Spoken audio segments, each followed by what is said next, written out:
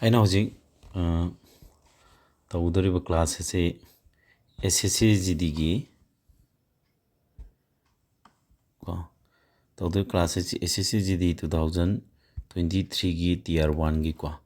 Shift ꯃꯦꯠꯁꯀꯤ question shift ꯑꯃ ꯑꯍꯥꯟꯕ ꯅꯨꯃꯤꯠꯇ ꯊꯥꯈꯤꯕ ꯑꯦꯛꯖꯥꯝ 14/7/2020 ꯖꯨꯂꯥꯏꯒꯤ ꯇꯥꯡ 13 ꯊꯥꯈꯤꯕ ꯃꯣꯔꯅꯤꯡ ꯁꯤꯞ 2 ꯑꯗꯨꯒꯤ ꯃꯦꯠꯁꯀꯤ ꯀ꯭ꯋꯦꯁꯟ 15ꯗꯣ ꯑꯩ ꯃꯩꯇꯩꯂꯣꯟꯗ ꯐꯖꯅ ꯑꯦꯛꯁꯄ꯭ꯂꯦꯟ ꯇꯧꯔꯒ ꯌꯥꯝꯅ ꯂꯥꯏꯕ ꯃꯦꯊꯗ ꯌꯥꯝꯅ ꯊꯨꯕ ꯈ꯭ꯋꯥꯏꯗꯒꯤ ꯊꯨꯕ ꯁ꯭ꯄꯤꯗꯇꯨ ꯁꯤꯖꯤꯟꯅꯔꯀꯥꯟꯗ ꯀꯃꯥꯏꯅ ꯁꯣꯜꯕ ꯇꯧꯒꯗꯒꯦ ꯍꯥꯏꯕꯗꯣ ꯑꯩ ꯃꯩꯇꯩꯂꯣꯟꯗ ꯑꯦꯛꯁꯄ꯭ꯂꯦꯟ ꯇꯧꯒꯦ ꯇꯧꯕꯅꯦ ꯍꯧꯖꯤꯛꯁꯦ ꯑꯗꯨ ꯀ꯭ꯋꯦꯁꯟ ꯅꯝꯕꯔ 1ꯗ ꯁꯤ ꯀ꯭ꯋꯦꯁꯟ ꯅꯝꯕꯔ 1ꯁꯦ ꯍꯥꯟꯅ ꯍꯣꯠꯂꯁꯦ ꯃꯥꯅ ꯍꯥꯏꯔꯤꯁꯦ ꯀ꯭ꯋꯦꯁꯟ 1ꯁꯦ ꯍꯥꯟꯅ ꯄꯥꯔꯁꯤꯀꯣ ꯗꯨꯀꯥꯟꯗꯥꯔ ꯑꯃꯅ ꯑꯩꯈꯣꯏꯅꯅꯦ ꯀ꯭ꯋꯦꯁꯟꯁꯤ ꯃꯨꯟꯅ ꯑꯃꯨꯛꯇꯪ ꯄꯥꯕꯗꯅꯦ ꯑꯔꯊꯁꯤ ꯂꯧꯁꯤꯟꯅꯕ ꯍꯣꯠꯅꯗ ꯌꯥꯗꯦ ꯍꯌꯦꯡ ꯑꯦꯛꯖꯥꯝ ꯊꯥꯔꯀꯥꯟꯗꯗꯤꯀꯣ ꯗꯨꯀꯥꯟꯗꯥꯔ ꯑꯃꯅ ꯗꯤꯁꯀꯥꯎꯟ ꯃꯈꯜ ꯑꯅꯤ ꯄꯤꯔꯤꯕ ꯑꯣꯐꯔ ꯑꯍꯥꯟꯕ ꯅꯝꯕꯔ Aꯗꯅ ꯄꯣꯠ 3 ꯂꯩꯔꯒ 4 ꯍꯥꯞꯄ ꯅꯝꯕꯔ Bꯗꯅ ꯄꯣꯠ 5 ꯂꯩꯔꯒ 6 ꯍꯥꯞꯄ ꯃꯥꯅ ꯍꯥꯏꯁꯦ ꯗꯤꯁꯀꯥꯎꯟ ꯃꯈꯜ ꯑꯅꯤ ꯄꯤꯔꯤꯁꯤꯗ ꯀꯔꯝꯕꯅ ꯈ꯭ꯋꯥꯏꯗꯒꯤ ꯗꯤꯁꯀꯥꯎꯟ ꯆꯥꯎꯍꯟꯈꯤ Aꯒ Bꯒ ꯑꯅꯤꯁꯦ Aꯗ ꯄꯤꯔꯤꯁꯦ ꯄꯣꯠ 3 ꯂꯩꯔꯒ 4 ꯐ꯭ꯔꯤ ꯑꯣꯏꯕ Bꯗꯅ 5 ꯂꯩꯔꯒ 6 ꯑꯣꯏꯕ ꯑꯗꯨ ꯇꯥꯔꯗꯤ ꯁꯤꯒꯤ ꯑꯪꯀꯁꯦ ꯁꯤꯒꯤ ꯀꯟꯁꯦꯞꯁꯤ ꯐꯖꯅ ꯁꯦꯡꯉ ꯂꯩꯔꯕ ꯍꯥꯟꯅꯀꯣ ꯑꯗꯨꯒ ꯃꯥꯏꯟ ꯀꯥꯜꯀꯨꯂꯦꯁꯟ ꯇꯧꯔꯒ ꯑꯪꯀꯁꯤ ꯍꯣꯠ ꯌꯥꯅꯤꯅ ꯈꯜꯂꯦ ꯋꯥꯈꯜꯗꯤꯀꯣ ꯑꯩ ꯏꯁꯥꯃꯛ ꯌꯦꯡꯒꯦ ꯃꯥꯏꯟ ꯀꯥꯜꯀꯨꯂꯦꯁꯟ ꯇ꯭ꯔꯥꯏ ꯇꯧꯒꯦꯀꯣ 3/4 ꯂꯥꯛꯑꯦꯀꯣ ꯄꯣꯠ 4 ꯍꯥꯞꯄ 4/7 ꯂꯥꯛꯑꯅꯤ 6/11 ꯂꯥꯛꯑꯅꯤ 11ꯒ 44 7ꯁꯦ 42 ꯑꯗꯨꯗꯤ Aꯒꯤꯁꯤꯅ ꯆꯥꯎꯔꯅꯤ ꯑꯗꯨꯗꯤ Aꯅ ꯆꯥꯎꯕꯗ ꯑꯣꯞꯁꯟ ꯅꯝꯕꯔ 2 ꯁꯤ 2 ꯇꯥꯅꯦꯕꯀꯣ ꯁꯤ ꯀ꯭ꯋꯦꯁꯟꯁꯦ ꯁꯦꯀꯦꯟ ꯑꯩ ꯋꯥꯈꯜꯗꯗꯤ ꯁꯦꯀꯦꯟ 5 ꯈꯤꯇꯪ ꯇꯞꯄꯕꯗ ꯁꯦꯀꯦꯟ 5 ꯁꯦꯀꯦꯟ ꯁ꯭ꯋꯥꯏꯗ ꯍꯣꯠꯄ ꯌꯥꯕ ꯑꯪꯀꯅꯤ 5 ꯁꯦꯀꯦꯟ ꯁꯤꯗ ꯍꯣꯠꯄ ꯌꯥꯕ ꯑꯪꯀꯅꯤꯅ ꯍꯥꯏꯅꯤꯡꯉꯤꯀꯣ ꯃꯔꯝ ꯍꯥꯏꯔꯛꯀꯦ ꯑꯩꯈꯣꯏꯅ ꯄꯣꯠ ꯆꯩ ꯂꯩꯕꯗ ꯐ꯭ꯔꯤꯗ ꯍꯥꯞꯄꯛꯄꯁꯦ ꯐ꯭ꯔꯤꯗ ꯄꯣꯠ ꯍꯥꯞꯄꯛꯄ ꯌꯥꯎꯏꯀꯣ ꯑꯗꯨꯗ ꯄꯤꯔꯤꯕ ꯗꯤꯁꯀꯥꯎꯟꯗꯣ ꯄꯥꯔꯁꯦꯟꯇꯦꯖꯁꯦ ꯄꯥꯊꯣꯛꯑꯗꯤ ꯀꯃꯥꯏꯅ ꯇꯧꯅꯤ ꯍꯥꯏꯕ ꯃꯇꯝꯗ ꯗꯤꯁꯀꯥꯎꯟ ꯄꯥꯔꯁꯦꯟꯁꯦ ꯑꯩꯈꯣꯏꯒꯤ ꯐ꯭ꯔꯤ ꯑꯥꯏꯇꯦꯝꯗꯨꯅ ꯃꯊꯛ ꯊꯝꯕꯤꯔꯅꯤꯀꯣ ꯐ꯭ꯔꯤ ꯑꯥꯏꯇꯦꯝꯗꯨ ꯃꯊꯛ ꯊꯝꯃꯒ ꯃꯈꯥꯗꯅ ꯑꯩꯈꯣꯏ ꯇꯣꯇꯦꯜ ꯑꯥꯏꯇꯦꯝꯅ ꯌꯦꯟꯒꯗꯕ ꯑꯗꯨꯒ ꯄꯥꯔꯁꯦꯟꯇꯦꯖ ꯄꯨꯊꯣꯛꯄꯒꯤ 100ꯅ ꯄꯨꯔꯤꯔꯒ ꯁꯨꯃꯥꯏꯅ ꯄꯨꯊꯣꯛꯀꯗꯧꯅꯦꯕ ꯑꯗꯨꯗꯤ ꯍꯧꯖꯤꯛꯀꯤ ꯅꯝꯕꯔ Aꯒꯤꯗꯣ Aꯗ ꯇꯧꯔꯤꯁꯦ Aꯒꯤ ꯗꯤꯁꯀꯥꯎꯟ ꯄꯥꯔꯁꯦꯟ ꯄꯨꯊꯣꯛꯀꯦ ꯍꯥꯏꯇꯥꯔꯗꯤ ꯀꯩꯅꯣ ꯄꯣꯠ 3 ꯂꯩꯕꯗ 4 ꯐ꯭ꯔꯤ ꯍꯥꯞꯄꯦ ꯑꯗꯨ ꯇꯥꯔꯗꯤ ꯐ꯭री आइटम 4नी पोट 3 लेबदा 4 हापदि अपुनबा पोटी 3 + 4 7 नत्रो 3 + 4 7 सी समझे लगे को 3 + 4 7 वरनी परसेंटेज पुतो कोई सी लेरे अदगी बी दना डिस्काउंट परसेंट क्या तानी माना पोट क्या लेबा मंगा लेब तरो हापे अदि फ्री द मथक थम्मो टोटल आइटम मंगा तरो कदि 11 हौजी अनि सी चाउब ताना दोरे को सेनी चाउ तानारे चाउ तानारगदि आई नोइदा 100 सी याहुंद्रस यारे अंकोट पुदोको मरम खंगमरन याहुंद्रस यारे बे मरमदि 4 ग 3 ग कना चावेले 4 चावेंद्रा अनिमक्सिदा 100 न पुरी रसे अदुसु अदुम 4 चावेने अदुना 100 सी याउद्रबौद अदुम खंगने चामाना मसिंग मल्टीप्लाई तोरपनिनको 4 ग 3 ग चावेनबदो येंगो अदुदा चावेनबदो अदुम चावेल दौ लेर अदुना अखोन 4/7 into 100 से 100 याहुंदबिदा 4/7 A गिना 4/7 निको A गिना 4/7 and B गिना क्या 6/11 अनि जी चाउ ताना लोर फ्रैक्शन चाउ ताना बगी मेथड अमा लैदाय मथक सुमा करन पुरिना 11 4 जा 44 7 6 जा 42 असोम चाउ हेलद्रो अद A गी साइड हाबदी A गी 4/7 चाउ हेल अद तादी डिस्काउंट हेना चाउ बस A गी सिने अदुना ऑप्शन नंबर 2 गी A थाबज होट कदब सुमाइना होट कनेबको चाइना एक्सप्लेन तौबद मतम संगमै वानी आइना मेंटल कैलकुलेशन होट कांदा हानासी फजना थ्योरी कांसेप्ट फजना खंगब छात्र मन दिसी कैलकुलेशन तौदना माइंड कैलकुलेशन है मेंटल कैलकुलेशन है जारे माइंड कैलकुलेशन को कोलम थादना एक्चुअल कैलकुलेशन यावदन होट पे है बसे यारे को कितंग थुबा याबरेंगे मैम सिगिसिको क्लास खर थुना होनगी मरम के नोदा इसी स्पीड उठके दबनेबा थुदम येंजे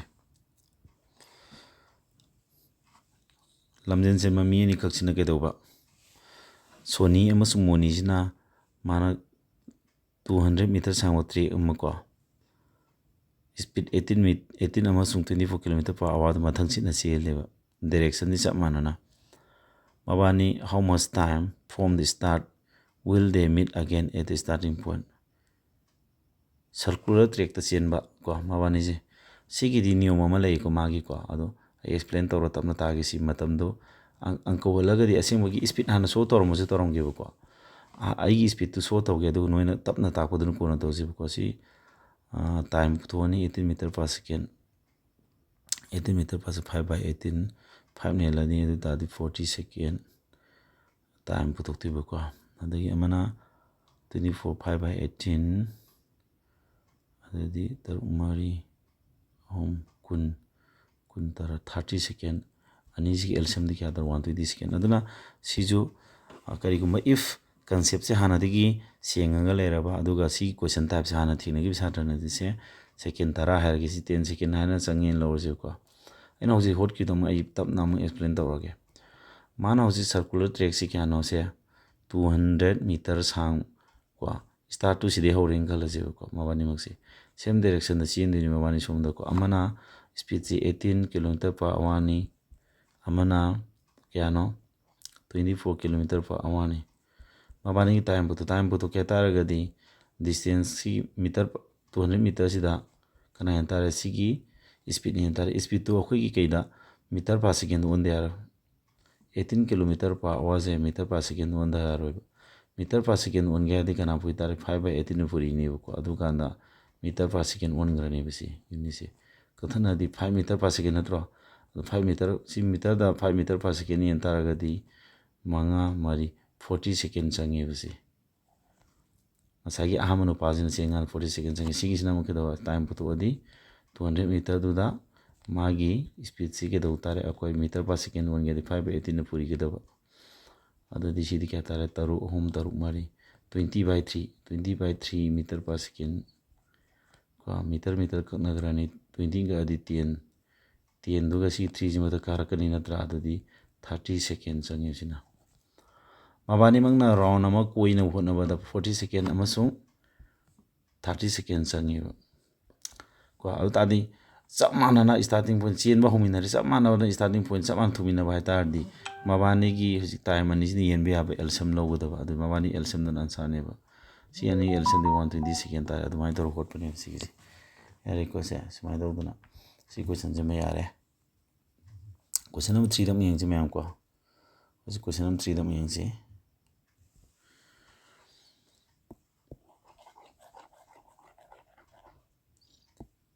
question number 3 ke hai no ma hai ji number mari kak se ke do hai no number mari kak se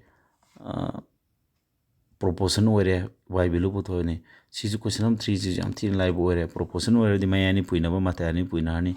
mayani puina res adu di 7 lo bata ni adu si ki 39 ga y puina di ba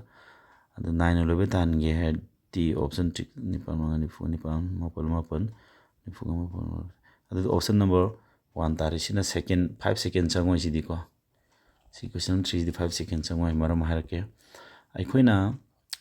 masing mari ni ma pyramid 39 117 17 amasung y masing mari pyramid ma khoi ji proportion da lai adu ta di y value ji puthu ai bane ko proportion ha ji kari no proportion ha badi sumana 2:3 ha basi ga 4:6 ha ratio ji kya ta kathana di 2:3 dum ta dra si jo tai ko kathana 2:3 tai ba aduna 2:3 ha ratio ji ga 4:6 ha ratio ji ga dum mane sumana ratio ni ko mane na piram baji bu proportion ka we ba ha badi 2 ne 3 ne 4 ne 6 ne mo ji proportion we hai du ne ba proportion da lai ba ka we ba proportion we tar di mayani puina ba ga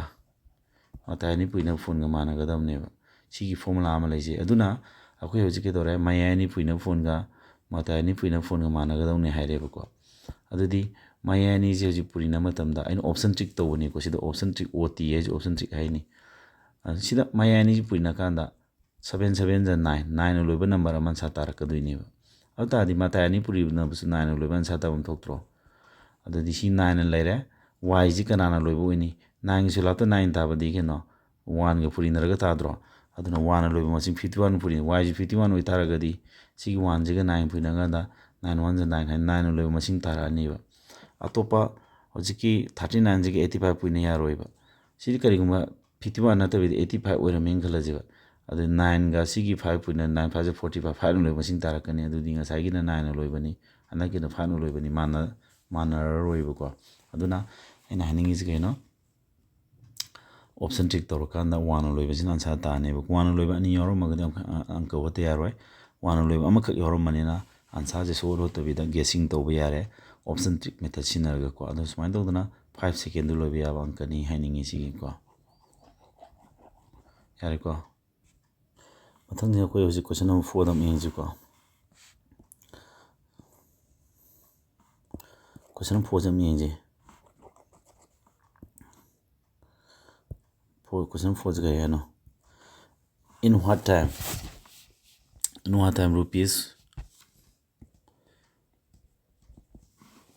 rupees kya lising taraziga 4% per annum produce the same interest as 8,000 per thus in 4 years asagi lupa lising tarazina 4% karaga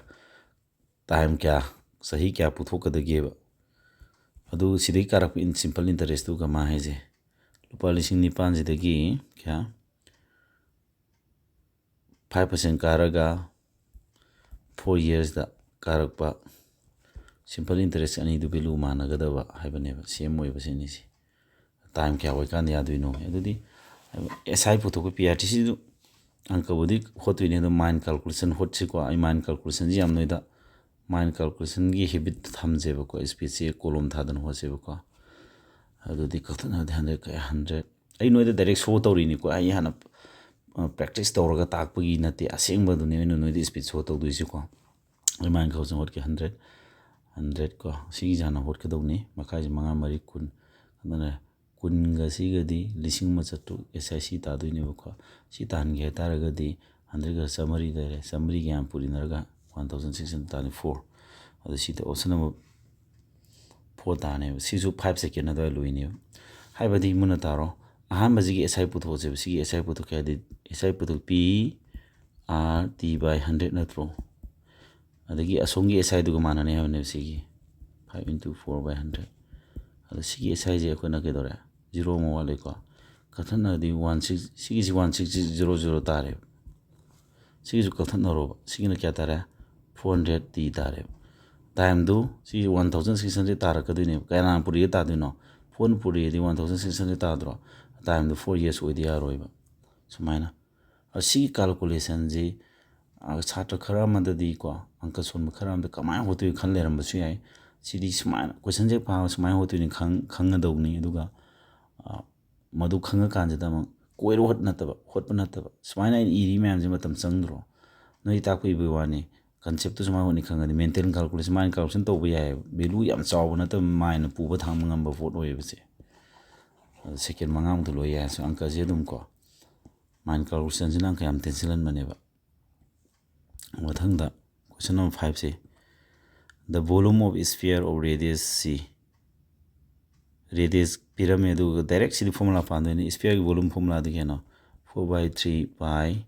d 22/7 rd r cube adi rd 44.2 natra 4.2 d 42/10 adu di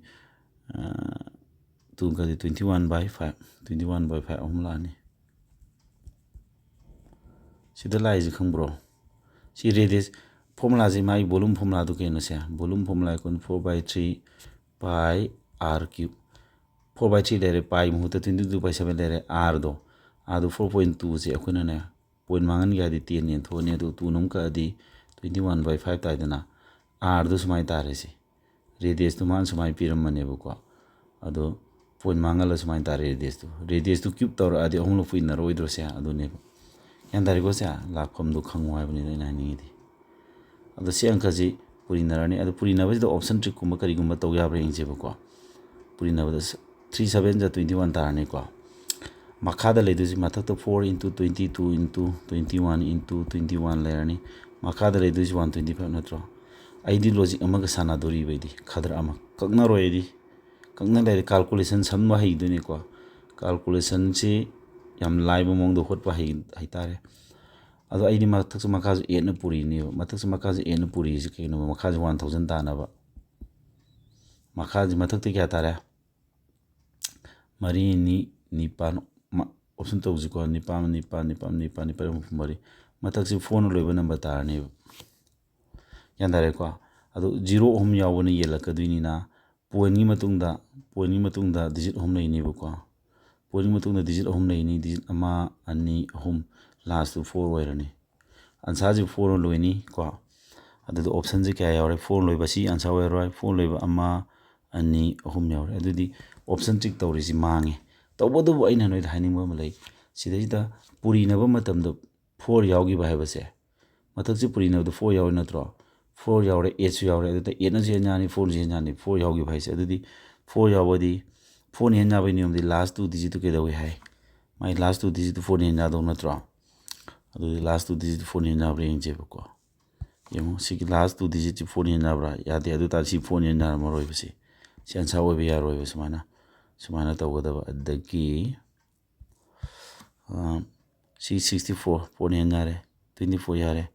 ꯑꯗꯒꯤ ꯃꯔꯤꯃꯛ 10 ꯑꯗꯒꯤ 4ꯅ hand ꯌꯥꯕꯈꯛ ꯅꯠꯇꯅ ꯁꯤ ꯑꯅꯤꯁꯤ ꯃꯅꯨꯡꯗ ꯑꯟꯁꯥꯔ ꯑꯣꯏꯗꯣꯏꯅꯦꯕ 2ꯒ 3 ꯃꯅꯨꯡꯁꯤꯗ option trick ꯇꯧꯕ ꯌꯥꯏꯑꯕ ꯑꯗꯣ ꯑꯩꯈꯣꯏꯅ ꯑꯃꯨꯛ 21 ꯄꯨꯔꯤꯅꯕꯗ 21ꯁꯨ ꯌꯥꯎꯔꯤꯕꯀꯣ ꯃꯊꯛꯁꯤ ꯄꯨꯔꯤꯅꯕꯗ 21 ꯌꯥꯎꯈꯤꯕ ꯍꯥꯏꯁꯤ 21 ꯍꯥꯏ 3 into 7 ꯅꯠꯇ꯭ꯔꯣ ꯑꯗꯨꯗꯤ 3ꯅꯁꯨ ꯍꯦꯟ ꯌꯥꯅꯤ 21 ꯍꯦꯟ ꯌꯥꯕ ꯍꯥꯏꯁꯤꯀꯣ ꯑꯗꯨꯅ 3ꯅ ꯍꯦꯟ ꯌꯥꯕ ꯊꯤꯔꯣ ꯑꯣꯞꯁꯟ ꯅꯝꯕꯔ 3ꯒꯤꯁꯤ 3ꯅ ꯍꯦꯟ ꯌꯥꯕ 3ꯅ ꯍꯦꯟ ꯌꯥꯕ ꯃꯥꯏ ꯗꯤꯁꯤꯡ ꯇꯤꯁꯤꯟꯅꯩꯅ 3ꯒꯤ ꯗꯤꯁꯤꯡ ꯇꯤꯁꯤꯟꯅꯔꯒ ꯇꯥꯔꯛꯐꯝꯗꯨ 3ꯅ ꯍꯦꯟ ꯌꯥꯕ ꯑꯣꯏꯒꯗꯕ ꯁꯤ ꯗꯤꯁꯤꯡ ꯇꯤꯁꯤꯟꯅꯧꯕ 3ꯒ 1ꯒꯗꯤ 4 8 12 18 ꯌꯥꯏ ꯁꯤ ꯑꯃ ꯌꯦꯡꯉꯣ 9ꯒ 2ꯒꯗꯤ 11 18 26 27 28 32 3 ꯍꯦꯟ ꯌꯥꯗ꯭ꯔꯦ 32 3 ꯍꯦꯟ ꯌꯥꯗ꯭ꯔꯦ ꯑꯗꯨꯗꯤ ꯑꯣꯞꯁꯟ ꯅꯝꯕꯔ 3 ꯇꯥꯔꯦ ꯁꯨꯃꯥꯏꯅ ꯇꯧꯗꯅ ꯈꯔ ꯑꯣꯞꯁꯟ ꯇ꯭ꯔꯤꯛꯀꯤ ꯃꯦꯊꯠ ꯑꯣꯞꯁꯟ ꯇ꯭ꯔꯤꯛꯀꯤ ꯃꯦꯊꯠꯀꯨꯝꯕ ꯁꯨꯝ ꯈꯔ ꯍꯥꯞꯆꯤꯜꯂꯒ ꯀꯥꯜꯀꯨꯂꯦꯁꯟ ꯌꯥꯝ ꯁꯝꯖꯤꯟꯕ ꯌꯥꯏ ꯑꯗꯨꯃꯥꯏꯅ ꯇꯧꯔꯒꯗꯤ ꯁꯤꯁꯨ ꯑꯗꯨꯝ ꯃꯇꯝ ꯆꯪꯗꯦ 10 ꯁꯦꯀꯦꯟꯒꯨꯝꯕ ꯀꯣ ꯈꯤꯇꯪ ꯇꯞꯄꯒꯅ 20 ꯁꯦꯀꯦꯟ ꯁ꯭ꯋꯥꯏꯐꯥꯎꯇ ꯌꯥꯏꯅ ꯈꯜꯂꯤ ꯁꯤ ꯑꯪꯀꯁꯤꯀꯣ ꯑꯔꯨꯕꯁꯤꯡꯗꯤ ꯑꯁꯤꯗꯤ ꯄꯨꯔꯤꯕ ꯌꯦꯟꯅꯕ ꯌꯦꯟꯊꯣꯛꯄ ꯄꯨꯔꯥ ꯑꯣꯞꯁꯟ ꯇ꯭ꯔꯤꯛ ꯇꯧꯗꯕꯤꯗ ꯇꯧꯔꯝ ꯇꯥꯔꯒꯗꯤ ꯃꯇꯝ ꯍꯦꯟꯅ ꯆꯪꯉꯝꯕꯁꯨ ꯌꯥꯏꯑꯕꯀꯣ ꯌꯥꯅꯤꯡꯉꯤ ꯀꯣꯏꯅ ꯇꯧꯔꯤꯁꯦ ꯃꯊꯪ ꯀꯣꯏꯁꯟ ꯅꯝꯕꯔ 6ꯇ ꯑꯃꯨꯛ ꯌꯦꯡꯁꯦ 6 ꯇꯥꯔꯒꯦꯠ ꯇꯧꯁꯦ 6ꯇ ꯀꯔꯤꯅꯣ ꯃꯥꯏ ꯍꯥꯏꯁꯦ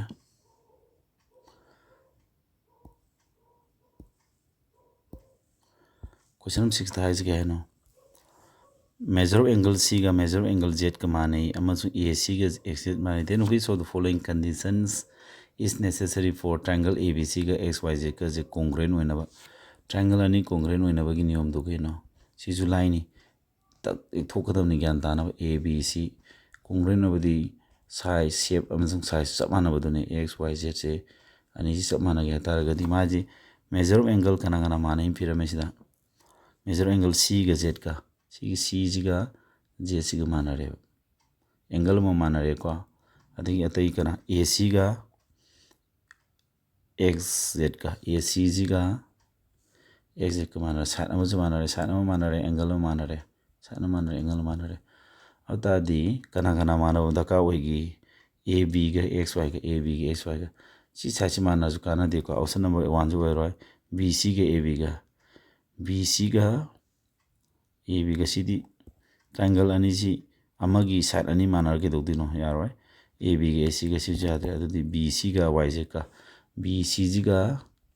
YZꯒ ꯃꯥꯟꯅ ꯇꯥꯔꯗꯤ ꯁꯤꯁꯨ ꯁꯥꯏꯠ ꯑꯃ ꯃꯥꯟꯅꯔꯦ ꯑꯗꯨ ꯁꯤ ꯁꯥꯏꯠ ꯃꯥꯟꯅꯔꯦ ꯑꯗꯨ ꯇꯥꯔꯗꯤ ꯁꯥꯏꯠ ꯑꯦꯡꯒꯜ ꯁꯥꯏꯠ ꯁꯣꯝꯁꯨ ꯁꯥꯏꯠ ꯑꯦꯡꯒꯜ ꯁꯥꯏꯠ ꯍꯥꯏꯕ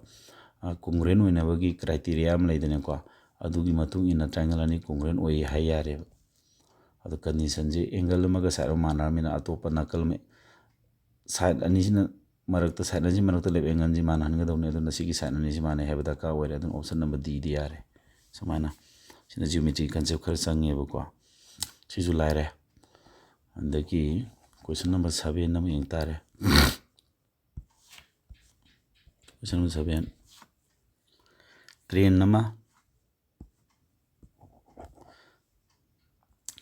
ꯇ꯭ꯔꯦꯟ ꯑꯃ ꯍꯥꯏꯁꯦ ꯀꯣꯏꯁꯟ ꯅꯝꯕꯔ 7 ꯍꯥꯏꯁꯦ ꯇ꯭ꯔꯦꯟ ꯑꯃ 900 ꯃꯤꯇꯔ ꯁꯥꯡꯉꯦ ꯑꯗꯨꯒ ꯃꯥꯅ ꯁ꯭ꯄꯤꯠꯁꯤ 108 ꯀꯤꯂꯣꯃꯤꯇꯔ ꯄꯥꯔ ꯍꯋꯔꯗ ꯊꯧꯏ how long will it take to clear a 900 metre long platform completely ꯁꯦ ꯁꯣꯔꯠꯀꯠ ꯍꯥꯟꯅ ꯇꯧꯈꯤꯒꯦꯀꯣ ꯄ꯭ꯂꯦꯠꯐꯣꯝ ꯑꯃ ꯂꯥꯜꯂꯦ ꯑꯗꯨ ꯇꯥꯔꯗꯤ ꯗꯤꯁꯇꯦꯟꯁꯁꯤ ꯇꯤꯁꯤꯟꯅꯔꯅꯤ 1800 ꯁꯤꯗ ꯃꯥꯒꯤ ꯁ꯭ꯄꯤꯠꯁꯤ ꯌꯦꯜꯂꯅꯤ ꯃꯥꯅ ꯄꯥꯝꯃꯤꯕ ꯀꯩꯅꯣꯁꯤꯅ ꯃꯥꯅ ꯄꯥꯝꯃꯤꯕ ꯇꯥꯏꯝꯁꯤꯅ ꯁꯦꯀꯦꯟꯗ ꯄꯤꯔꯝꯃꯦ ꯑꯗꯨ ꯃꯤꯇꯔ ꯄꯥꯔ ꯁꯦꯀꯦꯟꯗ ꯑꯣꯟꯗ ꯌꯥꯔꯣꯏ 518ꯅ ꯄꯨꯔꯤꯗꯤ 18 6 30 ꯀꯨꯟꯊ꯭ꯔꯥꯅ ꯍꯦꯜꯂꯗꯤ 1800 60 ꯁꯦꯀꯦꯟ 60 ꯁꯦꯀꯦꯟ ꯆꯪꯒꯅꯤ ꯁꯤ 5 ꯁꯦꯀꯦꯟꯗ ꯍꯣꯠꯄ ꯌꯥꯏꯀꯣ ꯁꯤ ꯑꯪꯀꯁꯦ ꯒ꯭ꯌꯥꯟ ꯇꯥꯅꯕ ꯍꯥꯏꯔꯒꯦ 900 ꯃꯤꯇꯔ ꯁꯥꯡꯕ ꯇ꯭ꯔꯦꯟ ꯑꯃꯅ 900 ꯃꯤꯇꯔ ꯁꯥꯡꯕ ꯇ꯭ꯔꯦꯟ ꯑꯃꯅ ꯄ꯭ꯂꯦꯠꯐꯣꯝ 900 ꯃꯤꯇꯔ ꯁꯥꯡꯕ ꯄ꯭ꯂꯦꯠꯐꯣꯝ ꯑꯃ ꯂꯥꯜꯂꯦꯕ ꯁꯤ ꯇ꯭ꯔꯦꯟꯅꯦꯕ ꯁꯤ ꯇ꯭ꯔꯦꯟꯁꯤꯅ ꯁꯤ ꯄ꯭ꯂꯦꯠꯐꯣꯝꯁꯦ ꯂꯥꯟꯗꯣꯔꯦꯕ ꯇ꯭ꯔꯦꯟ ꯑꯃꯅ ꯄ꯭ꯂꯦꯠꯐꯣꯝ ꯂꯥꯟꯕꯗ ꯆꯠꯂꯤꯕ ꯗꯤꯁꯇꯦꯟꯁꯁꯦ ꯇ꯭ꯔꯦꯟꯒꯤ ꯂꯦꯡꯒ ꯄ꯭ꯂꯦꯠꯐꯣꯝꯒꯤ ꯑꯁꯥꯡꯕ ꯇꯤꯁꯤꯟꯅꯅꯤ ꯍꯥꯏꯕꯅꯤ ꯑꯗꯨꯗꯤ 1800 ꯃꯤꯇꯔ ꯇꯥꯔꯦ ꯃꯥꯒꯤ ꯁ꯭ꯄꯤꯠꯇꯨꯅ 108 ꯀꯤꯂꯣꯃꯤꯇꯔ ꯄꯔ ꯑꯋꯥꯔꯅꯦꯕ ꯀꯣ ꯑꯗꯨꯗꯤ ꯃꯣꯏꯅ ꯍꯧꯖꯤꯛ ꯍꯪꯉꯤꯁꯤ ꯇꯥꯏꯝ ꯍꯪꯕꯅꯦꯕ ꯄ꯭ꯂꯦꯠꯐꯣꯝꯗ ꯂꯥꯟꯊꯣꯛꯄꯗ ꯆꯪꯕ ꯇꯥꯏꯝꯗꯨ ꯁꯦꯀꯦꯟꯗ ꯄꯤꯔꯝꯃꯦ ꯑꯗꯨꯒ ꯇꯥꯏꯝꯅ ꯁꯦꯀꯦꯟ ꯄꯤꯔꯝꯃꯦ ꯗꯤꯁꯇꯦꯟꯁꯅ ꯃꯤꯇꯔ ꯄꯤꯔꯝꯃꯦ ꯑꯗꯨ ꯇꯥꯔꯗꯤ ꯇꯥꯏꯝꯅ ꯁꯦꯀꯦꯟ ꯄꯤꯔꯝꯃꯦ ꯗꯤꯁꯇꯦꯟꯁꯅ ꯃꯤꯇꯔꯗ ꯇꯥꯏꯝꯅ ꯁꯦꯀꯦꯟ ꯑꯗꯨ ꯇꯥꯔꯗꯤ ꯁꯤꯗ ꯂꯩ ꯁ꯭ꯄꯤꯠꯁꯤꯗ ꯄꯤꯔꯤꯕ ꯗꯤꯁꯇꯦꯟꯁꯁꯤ ꯀꯤꯂꯣꯃꯤꯇꯔꯁꯤ ꯃꯤꯇꯔ ꯑꯣꯟꯗ ꯌꯥꯔꯣꯏ ꯑꯋꯥꯔꯁꯤ ꯁꯦꯀꯦꯟꯗ ꯑꯣꯟꯗ ꯌꯥꯔꯣꯏ ꯑꯗꯨ ꯃꯤꯇꯔ ꯄꯔ ꯁꯦꯀꯦꯟꯗ ꯑꯣꯟꯗ ꯌꯥꯔꯣꯏ ꯑꯗꯨꯗꯤ ꯃꯤꯇꯔ ꯄꯔ ꯁꯦꯀꯦꯟꯗ ꯑꯣꯟꯒꯦ ꯍꯥꯏꯔꯗꯤ ꯀꯅꯥꯝ ꯄꯨꯔꯤ ꯀꯤꯂꯣꯃꯤꯇꯔ ꯄꯔ ꯑꯋꯥꯔ ꯍꯥꯏꯕ ꯌꯨꯅꯤꯠꯁꯤ ꯃꯤꯇꯔ ꯄꯔ ꯁꯦꯀꯦꯟꯗ ꯑꯣꯟꯒꯦ ꯍꯥꯏꯇꯥꯔꯒꯗꯤ ꯑꯩꯈꯣꯏꯅ ꯄꯨꯔꯤꯗꯣꯏꯁꯦ ꯃꯤꯇꯔ ꯄꯔ ꯁꯦꯀꯦꯟꯗ ꯑꯣꯏꯔꯒꯅ 5/18ꯅ ꯄꯨꯔꯤꯅꯦꯕ ꯑꯗꯨ ꯃꯤꯇꯔ ꯄꯔ ꯁꯦꯀꯦꯟꯗ ꯑꯣꯟꯅꯦꯕꯀꯣ 18 ꯀꯥꯔꯗꯤ 6 ꯁꯨꯂꯥꯞ ꯑꯩ ꯁꯨꯂꯥꯞ 50ꯕꯨ ꯐꯥꯏꯀꯣ 6 5 30 ꯃꯤꯇꯔ ꯄꯔ ꯁꯦꯀꯦꯟ ꯇꯥꯔꯅꯤ ꯇꯥꯏꯝ ꯄꯨꯊꯣꯛꯀꯦ ꯍꯥꯏꯔꯗꯤ ꯁꯤꯒꯤ ꯑꯗꯨꯅꯦꯕ ꯑꯩꯅ ꯉꯁꯥꯏ ꯃꯦꯟꯇꯦꯜꯂꯤ ꯍꯣꯠꯂꯤꯗꯣ ꯀꯣꯂꯣꯝ ꯊꯥꯔꯒ ꯁꯨꯝ ꯀꯣꯂꯣꯝꯗ ꯀꯛꯅ ꯂꯩꯔꯒꯗꯤ ꯃꯇꯝ ꯆꯪꯕꯗꯣ ꯀꯣꯂꯣꯝ ꯌꯥꯎꯗꯕꯤ ꯍꯣꯠꯄꯅꯦꯕ ꯑꯩꯅ 60 ꯁꯦꯀꯦꯟ ꯁꯤ ꯀꯣꯂꯣꯝ ꯌꯥꯎꯗ꯭ꯔꯁꯨ ꯃꯥꯏꯟ ꯀꯥꯜꯀꯨꯂꯦꯁꯟ ꯇꯧ ꯌꯥꯗ꯭ꯔꯣ ꯑꯗꯨꯅ ꯑꯩꯗꯤ ꯃꯦꯟꯇꯦꯜ ꯀꯥꯜꯀꯨꯂꯦꯁꯟꯁꯤ ꯌꯥꯝ ꯄ꯭ꯔꯦꯛꯇꯤꯁ ꯇꯧꯏꯀꯣ ꯑꯗꯨꯅ ꯃꯥꯏꯟ ꯀꯥꯜꯀꯨꯂꯦꯁꯟꯁꯤ ꯌꯥꯝ ꯇꯣꯏꯅ ꯇꯧꯁꯦ ꯑꯗꯨꯒ ꯍꯧꯖꯤꯛ ꯑꯩꯅ ꯇꯣꯏꯅ ꯍꯥꯏꯕ ꯉꯁꯥꯏ ꯃꯃꯥꯡꯗ ꯆꯪꯉꯤꯕ ꯁꯨꯃꯥꯏꯅ ꯀꯤꯂꯣꯃꯤꯇꯔ ꯄꯔ ꯑꯋꯥꯔ ꯌꯨꯅꯤꯠꯇ ꯁꯨꯃꯥꯏꯅ ꯂꯩꯔꯝꯕꯁꯦ ꯁꯤꯗ x ꯍꯥꯏꯁꯤ ꯅꯝꯕꯔ ꯑꯃꯅꯤ ꯈꯜꯂꯣꯕ ꯃꯁꯤ ꯀꯤꯂꯣꯃꯤꯇꯔ ꯄꯔ ꯑꯋꯥꯔꯗ ꯂꯩꯔꯝꯕꯁꯦ ꯃꯤꯇꯔ ꯄꯔ ꯁꯦꯀꯦꯟ ꯑꯣꯟꯒꯦ ꯇꯥꯔꯗꯤ xꯇꯣ ꯑꯩꯈꯣই 5/18ꯅ ꯄꯨꯔꯤꯅꯦꯕ ꯑꯗꯨ xꯁꯤ ꯃꯤꯇꯔ ꯄꯔ ꯁꯦꯀꯦꯟ ꯑꯣꯏꯅ ꯂꯩꯔꯝ ꯇꯥꯔꯒꯗꯤ xꯇꯣ ꯑꯩꯈꯣꯏꯅꯅꯦ ꯀꯤꯂꯣꯃꯤꯇꯔ ꯄꯔ ꯑꯋꯥꯔꯗ ꯑꯣꯟꯒꯦ ꯍꯥꯏ ꯇꯥꯔꯒꯗꯤꯅꯦ 18/5ꯅ ꯑꯃꯨꯛ ꯄꯨꯔꯤꯅꯦꯕ ꯁꯨꯃꯥꯏꯅ ꯁꯤ ꯐꯣꯔꯃꯨꯂꯥ ꯂꯩꯕꯅꯦ ꯁꯤ ꯈꯪꯖꯤꯜꯂꯣ ꯌꯥꯔꯦꯀꯣ ꯃꯌꯥꯝ ꯒ꯭ꯌꯥꯟ ꯇꯥꯔꯤꯀꯣ 7 ꯃꯊꯪꯗ ꯂꯣꯛ ꯈꯔ ꯆꯦꯜꯂꯒ ꯅꯞꯁꯤ ꯊ꯭ꯔꯨꯠ ꯁꯤꯡꯉꯤꯁꯤ ꯃꯌꯥꯝ ꯁꯥꯎꯟꯁꯦ ꯍꯦꯛꯇ ꯅꯣꯏꯁ ꯊꯣꯛꯂꯛꯀꯗꯣꯏꯅꯦ ꯃꯊꯪꯗ ꯀꯣꯏꯁꯟ ꯅꯝꯕꯔ 8 ꯑꯃ ꯌꯦꯡꯁꯤꯀꯣ ꯑꯩ ꯌꯥꯔꯒꯗꯤ ꯂꯣꯏ ꯉꯝꯕ꯭ꯔꯥ ꯌꯦꯡꯒꯦ ꯀꯣꯏꯁꯟ 15ꯁꯤꯃ ꯊꯦꯡꯖꯤꯜꯂꯛꯑꯦ ꯍꯧꯖꯤꯛ ꯄꯨꯡ ꯇꯥꯁꯤꯜꯂꯦ 11:30 ꯇꯥꯔꯦ ꯐꯨꯠꯕꯣꯜ ꯁꯥꯟꯅꯔꯨꯕ ꯑꯩꯁꯤꯀꯣ 9 ꯈꯔ ꯍꯦꯜꯂꯦ ꯑꯗꯨꯒ ꯏꯔꯨꯖꯔꯦ ꯆꯥꯛ ꯑꯃ ꯆꯥꯔꯦ ꯌꯦꯡꯉꯣ ꯅꯨꯄꯥ ꯑꯃꯒ 8ꯇ ꯍꯥꯏꯁꯤ ꯀꯩꯅꯣ ꯃꯦꯟ ꯑꯃꯅꯦ ꯕꯣꯏ ꯑꯃꯅꯦ ꯑꯃꯁꯨꯡ ꯋꯨꯃꯦꯟ ꯑꯃꯅ ꯊꯕꯛꯁꯤ 10 15 ꯑꯃꯁꯨꯡ 30 ꯗꯦꯖꯇ ꯇꯧꯕ ꯉꯝꯃꯤ ꯃꯊꯪꯁꯤꯅ ꯅꯨꯃꯤꯠ ꯀꯌꯥꯅꯤꯗ ꯊꯕꯛꯇꯨ ꯂꯣꯏꯒꯗꯒꯦ ꯃꯣꯏ ꯑꯍꯨꯝ ꯄꯨꯟ ꯁꯨꯃꯤꯟꯅꯔꯗꯤ ꯁꯤꯗꯤ ꯏꯔꯥꯏ ꯂꯥꯏꯕ ꯄꯣꯠꯅꯤ ꯃꯦꯟꯇꯦꯜ ꯀꯥꯜꯀꯨꯂꯦꯁꯟ ꯌꯥꯅꯤ 8ꯀꯤꯁꯤꯁꯨ ꯑꯗꯨ ꯃꯣꯏ ꯑꯍꯨꯝꯒꯤ ꯑꯦꯜꯁꯤꯌꯝ ꯂꯧꯔꯅꯤ ꯑꯦꯜꯁꯤꯌꯝ ꯃꯦꯊꯠ ꯄꯥꯜꯂꯒ ꯑꯦꯜꯁꯤꯌꯝ ꯂꯧꯔꯅꯤꯀꯣ 60 10 ꯍꯦꯜꯂꯗꯤ 6 15 ꯍꯦꯜꯂꯗꯤ 4 3 4 10 13 ꯍꯦꯜꯂꯗꯤ 2 23ꯅ 60 ꯍꯦꯜꯂꯗꯤ 23 5 ꯑꯗꯨꯗꯤ 5 ꯗꯦꯖ ꯂꯣꯏꯅꯤ ꯁꯤꯗꯤ ꯁꯦꯀꯦꯟ 5 ꯆꯪꯉꯣꯏ ꯁꯤ ꯊꯤꯑꯣꯔꯤꯗꯨꯗꯤꯅꯦ ꯅꯁꯥꯅ ꯈꯔ ꯈꯪꯗꯦ ꯌꯥꯔꯣꯏ ꯑꯩꯅ ꯍꯧꯖꯤꯛ ꯇꯧꯔꯤꯕ ꯑꯦꯛꯁꯄ꯭ꯂꯦꯅꯦꯁꯟ ꯈꯨꯇꯧꯁꯤꯗꯤ ꯀꯟꯁꯦꯞ ꯍꯥꯟꯅ ꯀ꯭ꯂꯥꯁ ꯈꯔ ꯅꯣꯂꯦꯖ ꯈꯔ ꯂꯩꯕ ꯃꯤ ꯅꯠꯇ꯭ꯔꯗꯤ ꯈꯔ ꯋꯥꯕ ꯌꯥꯏꯀꯣ ꯍꯥꯏꯕꯗꯤ ꯅꯨꯄꯥ ꯑꯃ ꯕꯣꯏ ꯑꯃ ꯅꯨꯄꯤ ꯑꯃꯅ ꯊꯕꯛꯇꯨ 10 ꯗꯦꯖ 15 ꯗꯦꯖ ꯑꯃꯁꯨꯡ 30 ꯗꯦꯖꯇ ꯇꯧꯔꯦ ꯃꯈꯣꯏ ꯑꯍꯨꯝꯅ ꯇꯧꯔꯤꯕ ꯊꯕꯛꯇꯨ ꯄꯨꯂꯞ ꯄꯨꯟꯅ ꯃꯈꯣꯏ ꯑꯍꯨꯝꯅ ꯌꯦꯟ ꯌꯥꯕ ꯑꯦꯜꯁꯤꯌꯝ 60ꯁꯦ ꯁꯤꯅꯤ ꯃꯣꯏꯅ ꯁꯨꯔꯤ ꯊꯕꯛꯇꯨ ꯇꯣꯇꯦꯜ ꯋꯥꯔꯛꯇꯨ 60ꯅꯤ ꯂꯧꯁꯤꯜꯂꯁꯦꯕ ꯑꯗꯨꯗꯤ ꯃꯤꯁꯤꯅ ꯃꯦꯟꯁꯤꯅ ꯀꯌꯥ ꯅꯣꯡꯃꯗ ꯀꯌꯥ ꯁꯨꯏ ꯃꯥꯅ ꯁꯨꯕ ꯉꯝꯕ ꯅꯣꯡꯃꯗ ꯁꯨꯕ ꯉꯝꯕ ꯏꯐꯤꯁꯤꯌꯦꯟꯁꯤꯁꯦ 10ꯁꯤꯅ 60 ꯍꯦꯜꯂꯗꯤ 6 ꯋꯥꯔꯛ ꯁꯨ ꯉꯝꯃꯤ ꯑꯗꯒꯤ ꯕꯤꯁꯤꯅ 15 ꯍꯦꯜꯂꯗꯤ 4 ꯋꯥꯔꯛ ꯁꯨꯕ ꯉꯝꯃꯤ ꯅꯣꯡꯃꯗ ꯋꯨꯃꯦꯟꯁꯤꯅ 2 ꯋꯥꯔꯛ ꯁꯨ ꯉꯝꯃꯤꯀꯣ ꯃꯈꯣꯏ ꯑꯍꯨꯝ ꯄꯨꯜꯂ ꯁꯨꯔꯗꯤ ꯍꯥꯏꯕꯅꯤ ꯃꯈꯣꯏ ꯑꯍꯨꯝ ꯄꯨꯜꯂꯒ ꯁꯨꯔꯗꯤ ꯁꯤ 60 ꯋꯥꯠꯁ ꯅꯨꯃꯤꯠ ꯀꯌꯥ ꯂꯧꯗꯒꯦ ꯅꯣꯡꯃꯗ ꯁꯨꯔꯤꯁꯤ ꯀꯌꯥꯅꯣ ꯅꯨꯄꯥꯗꯨꯅ 3 ꯅꯨꯄꯥ ꯃꯆꯥꯁꯤꯅ 4 ꯅꯨꯄꯤꯁꯤꯅ 2 ꯍꯥꯏꯕꯅꯤ ꯄꯨꯟꯅ ꯅꯣꯡꯃꯗ ꯃꯣꯏ ꯁꯨꯔꯤꯁꯤ 12ꯅꯦꯕ ꯅꯣꯡꯃꯗ 22 ꯋꯥꯔꯛ ꯁꯨꯔꯗꯤ ꯊꯕꯛ ꯍꯨꯝꯐꯨ ꯁꯨꯒꯦ ꯍꯥꯏꯔꯗꯤ 22ꯅ ꯌꯦꯟꯊꯣꯛ ꯀꯌꯥ ꯇꯥꯡꯉꯦ 5 ꯗꯦꯖꯇ ꯂꯣꯏ ꯉꯝꯃꯣꯏꯗ꯭ꯔꯣ ꯁꯨꯃꯥꯏꯅ ꯏꯔꯥꯏ ꯂꯥꯏꯅ ꯍꯣꯠꯀꯅꯤ ꯍꯥꯏꯕꯅꯤꯗ ꯑꯗꯨꯋꯥꯏꯁꯦ ꯑꯗꯨ ꯃꯣꯏ ꯄꯨꯟꯅ ꯁꯨꯕꯗ ꯆꯪꯕ ꯗꯦ ꯄꯨꯊꯣꯛꯀꯦ ꯍꯥꯏꯇꯥꯔꯗꯤ ꯁꯨꯒꯗꯧꯔꯤꯕ ꯇꯣꯇꯦꯜ ꯋꯥꯔꯛꯇꯨꯗ ꯃꯈꯣꯏ ꯄꯨꯂꯞꯀꯤ ꯏꯐꯤꯁꯤꯌꯦꯟꯁꯤ ꯌꯦꯟ ꯇꯥꯕ ꯗꯦ ꯄꯨꯊꯣꯛꯀꯦ ꯍꯥꯏꯗꯤ ꯇꯣꯇꯦꯜ ꯋꯥꯔꯛꯇ ꯏꯐꯤꯁꯤꯌꯦꯟꯁꯤ ꯌꯦꯟꯅꯦꯕ ꯁꯨꯃꯥꯏꯅ ꯁꯤ ꯍꯣꯠꯇ꯭ꯔꯒꯁꯨ ꯁꯤ ꯃꯌꯥꯝꯁꯦ ꯍꯣꯠ ꯂꯩꯔꯒ ꯑꯦꯜꯁꯤꯌꯝ ꯄꯨꯊꯣꯛꯄꯁꯤ ꯃꯥꯏꯟꯗ ꯍꯣꯠ ꯌꯥꯗ꯭ꯔꯣ ꯁꯤꯕꯣ ꯁꯤꯗꯤ ꯁꯤꯖꯦꯜ ꯊꯥꯒꯦ ꯍꯥꯏꯕ ꯃꯤꯅꯗꯤ ꯁꯤ ꯃꯥꯏꯟ ꯀꯥꯜꯀꯨꯂꯦꯁꯟ ꯉꯝꯐꯝ ꯊꯣꯛꯑꯦ ꯁꯨꯝ ꯑꯔꯥꯏꯕꯁꯤꯗꯤꯀꯣ ꯁꯤꯒꯤ ꯂꯦꯚꯦꯜꯗ ꯃꯥꯏꯟ ꯀꯥꯜꯀꯨꯂꯦꯁꯟ ꯇꯧꯕ ꯉꯝꯗ꯭ꯔꯤ ꯃꯤꯗꯨ ꯋꯤꯛ ꯑꯣꯏꯔꯤ ꯍꯥꯏꯅꯤꯕ ꯑꯩꯒꯤ ꯃꯣꯠꯇꯗꯤꯀꯣ ꯑꯩꯒꯤ ꯃꯣꯠꯇ ꯅꯠꯇꯦ ꯑꯁꯦꯡꯕꯒꯤ ꯑꯣꯏꯗꯣꯏꯅꯤ ꯃꯊꯪ ꯑꯃꯨꯛ ꯌꯦꯡꯁꯤꯀꯣ 9ꯁꯤ ꯀꯃꯥꯏꯅ ꯇꯧꯕꯅꯣ ꯅꯨꯄꯥ ꯅꯤꯄꯥꯅ ꯊꯕꯛ 45 ꯗꯦꯖ ꯇꯧꯏ ꯅꯨꯄꯤ 9ꯅ ꯇꯧꯕꯅ 18 ꯗꯦꯖ ꯆꯪꯏ ꯅꯨꯃꯤꯠ ꯀꯌꯥꯅꯤꯗ 5 5 menga plus 8 women gana thabak tu numit mabani puraga numit day kya da tawdagi pyramid na kari no hai matam na question number 9 na pyramid se hangiba question je akoi yam anouba type question nate hana dagi already thingnar leiba common hoiba question ngata ne 8 men na akoi 45 days da tawba ngamba thabak tu 8 women na 18 days da taw ngame havne sidai da thabak suri mi ji men haiba siga women haiba siga akoi unit mana da ba ani ni khando obase amado onthok te yaro amado onthok na pot ne bisil lakadu je adudi work value je thabak ki value je work value je chap mana bam thoe ko sem thabak ni na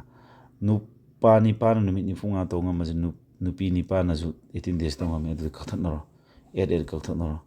9 2 za 9 5 adudi somdana 5 men gi kamu ne ko 5 men ga 2 men value mane sina haning badi ko nupa manga je nupi ni value mane adudi man hoji puthoi nga sai sina tra nupa manga ga nupi ni panga haibane ba nupa manga je nupi do onthok yare nupi kya mane ba 2 men ga adu nupa manga gi mo to 2 men otho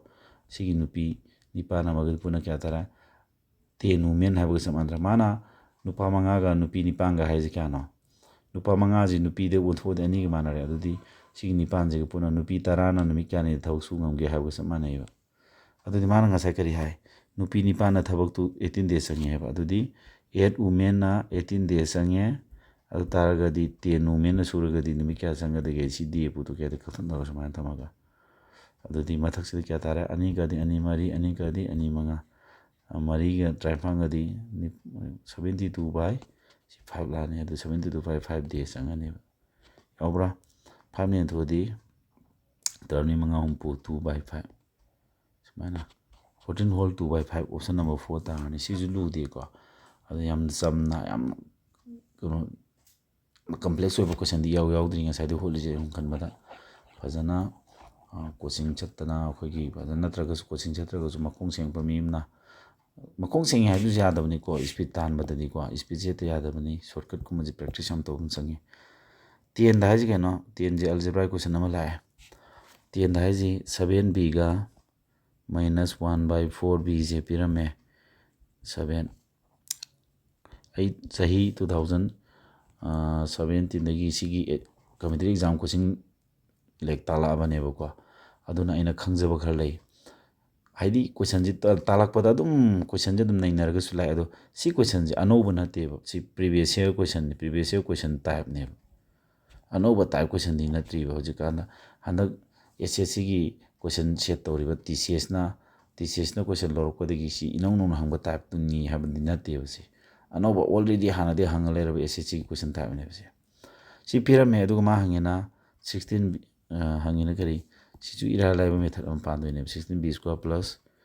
1 by 49b square si lai jate kem na te si 16 ji 4b whole square ne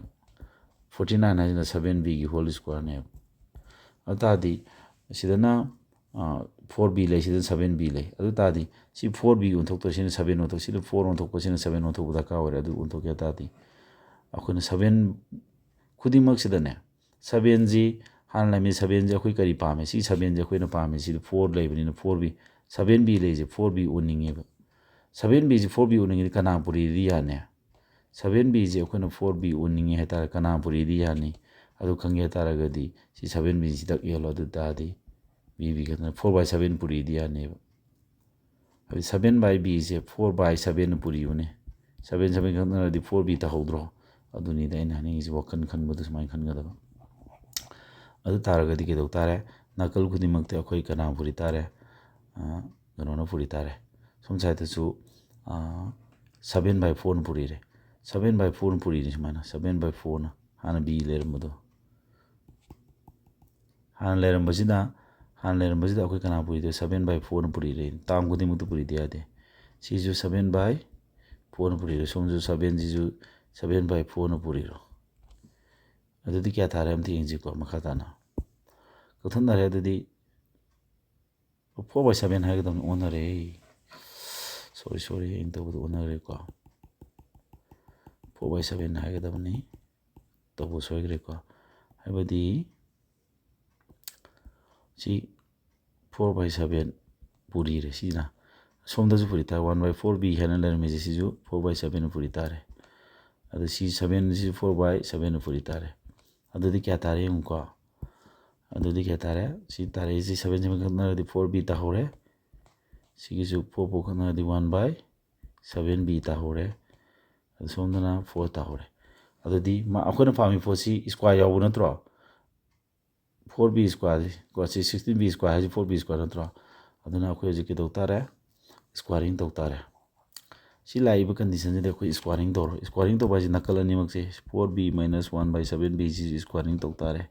सोमदा ji squaring दो तारे equal to 1 J squaring दो के square देबा सीदी a - b whole square इन a square दी 16b square plus b square दी 1/7 की स्क्वायर दी 49b square minus twice a दी सी ले रहे b दी 1/7b ले रहे सोमदा 16 अखोय पामी पोतु सी नत्रो फंगद्रो से सी पामी पोसी थमोरो असोमदा थांगदोकरो असोमदा 16 हारगा सी माइनस हारगा b कथनरे अदु माइनस 8/7 ना प्लस 8/7 ना चलो ने सोमदा सी जगह जी क्या ना माइनस 8/7 असोम थांग प्लस 8/7 ला सिमाय तारने आंसर जी क्या ताई मखा द 7 लेनी तरी कदी 120/7 ला सी सुमायना सिजु लुबदी ओइदे को आइना नोइदे सम एक्सप्लेन तौबदा खरे हेन कन तौगिनी सोमदो एक्सप्लेनेशन लोमदा सक्रेबा अदो अंक जे अलजेब्रा की दी माइदी टाइप यामने कमायना क्वेश्चन जे उबो कमाय होकदगी खंगबा दका ओइबको सी अखोइदी आइना साइड प्रीवियस क्वेश्चन टाइप नि हाना क्वेश्चन मसिंग मैम अलजेब्रा की क्वेश्चन 500 की मथक ते नोट कदमनि को 500 1000 मया होट कदम हंजन रिवीजन तौदनी अदु नत्रगदी थुरओय अखोइना सी क्वेश्चन त उकान दे सीदी सुमाय होट कनी हाबदा इन उ ngami से तोइना मैम थाक्रे तो इंथिने की बिनि सुमायना नोइजु उ ngamnaba क्वेश्चन मसिंग मैम प्रैक्टिस तौबदा का ओइबको लुदे सिजु अनोबा टाइप ओइदना याम लुबो खन चंगबो ओइदमनि सी लुदे हैने आई मोतदी को नोइना पाबा यौदि बै लुबदि खंद्रे को क्वेश्चन नंबर 11 चिगुमटी क्वेश्चन नि माना लाइसे को क्वेश्चन नंबर 11 दा हाइजे cos थीटा जे सिर ट्रिगोनोमेट्री की वैल्यू नि को √3/2 नत्रो √3/2 सिदि कई माने से cos थीटा जे √3/2 से अखोना cos क्या मानगे 30 डिग्री मानद्रो सिसि मा पुददि यारोय इक्वल टू 1 cos मानना तारगदि थीटा जे 30 डिग्री तार देयरफॉर थीटा जे 30 डिग्री ओय हैने मा हौजे अंगे क्या tan square theta cos square tan square हरगा 30 डिग्री लाने को अदु cos स्क्वायर हरगा थीटा मोद 30 डिग्री लाने वैल्यू सि पुथो tan 30 वैल्यू दी 1/√3 नि स्क्वायर यावनी ना 1/√3 स्क्वायर दी 1/3 लाने cos स्क्वायर 30 डिग्री दी हौजे किदो √3/2 नत्रो cos 30 डिग्री से √3/2 नत्रो से अदु दी √3/2 दी स्क्वायर तो दी 3/4 लाने सीने फोन ता दोजे दी आंसर 1/4 तार इराने वेरी सिंपल 5 सेकंड की क्वेश्चन ने बसे यारे को क्वेश्चन हम तो लाक्सी मैम लाइ आहान बसी ओइबेर खंदी कोसी मलाई रे को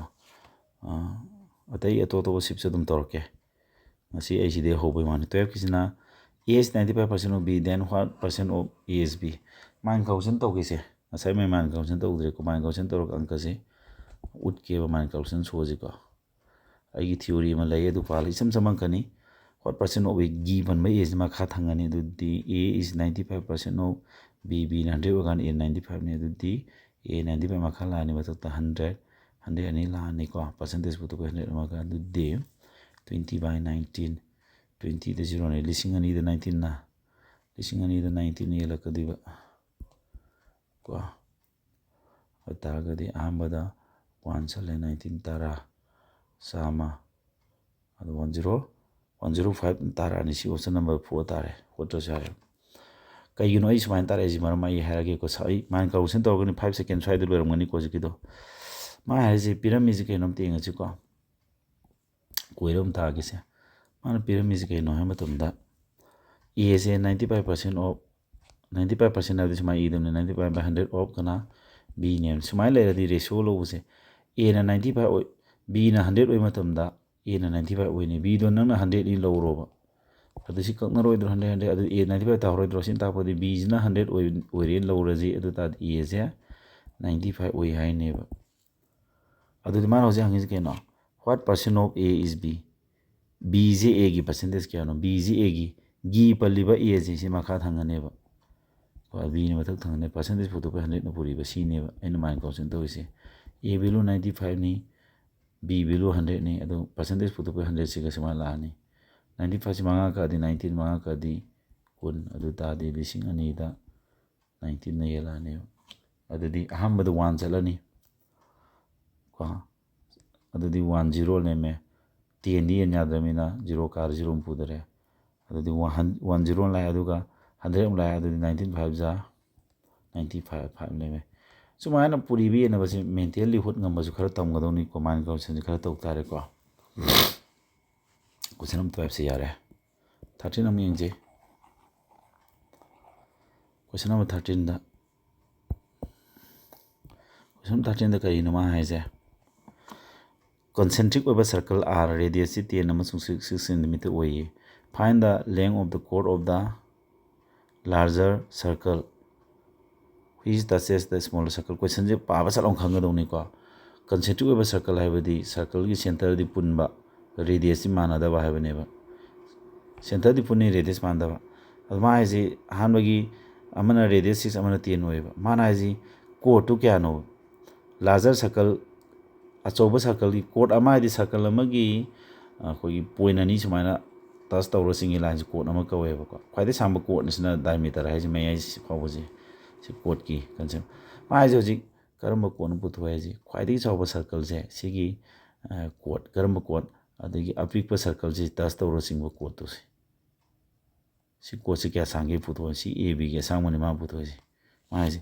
find the length of the chord of the larger circle which touches the smaller circle. Smaller circle will touch the chord to kya no cinema is. Adudi hausi tawrase sisu line hana hangarba previous year question ni type ni repeat tawre value kak change taw ni radius change taw wani yengo sigi circle achobagi radius se kya no sigi achobagi radius se C अचौबगी radius से अखोना माजे क्या ने हैगी माना 10 है नत्रो सी 10 ओरे अदुगा सिगी सिदै सिबाउजन सकल Masai radius नत्रो सिन क्या 6 ओरे अदुदि नन खंगदबा मा अखोई प्रॉपर्टी सर्कल की प्रॉपर्टी खरा संगनी को सर्कल की प्रॉपर्टी खरा संगा सर्कल प्रॉपर्टी खरा खंगनी पाइथागोरियन ट्रिप्लेस खंगबा संगै लोरे इन होला दिसी गंतानी 6 8 10 8 8 8 16 लाने ऑप्शन नंबर 3 तानी within 5 सेकंड ने सिसु पांगाइ जे मेनते को आइगिने पेज 44 45 यावबा ज्योमेट्री की फॉर्मूला लोइ सुबलै अलजेब्रा ट्रिगोनोमेट्री जियोमेट्री मेंसुरेशन हाइबे चैप्टर से सीजीएल गुमा सीपीयू गुमा 10+2 हाइदि कमाइना सेकंड 11 गुम थाकांददि मोइ चैप्टर मरि जम यावरकनि मोइ एडवांस चैप्टर कोइ को मोइ theory gumba property gumba sana haitradi lubane haigiragadi yam laiba ado noina delhi nungli de coaching chaludrasu any lerik mayam parudrasu ko pumsu suba igi study igi handwritten note asana semaga layeba ko adu dang na kafi tarabani yengo circle gi property do ai hairagi matang jida kamaina circle amagi ne akoi gi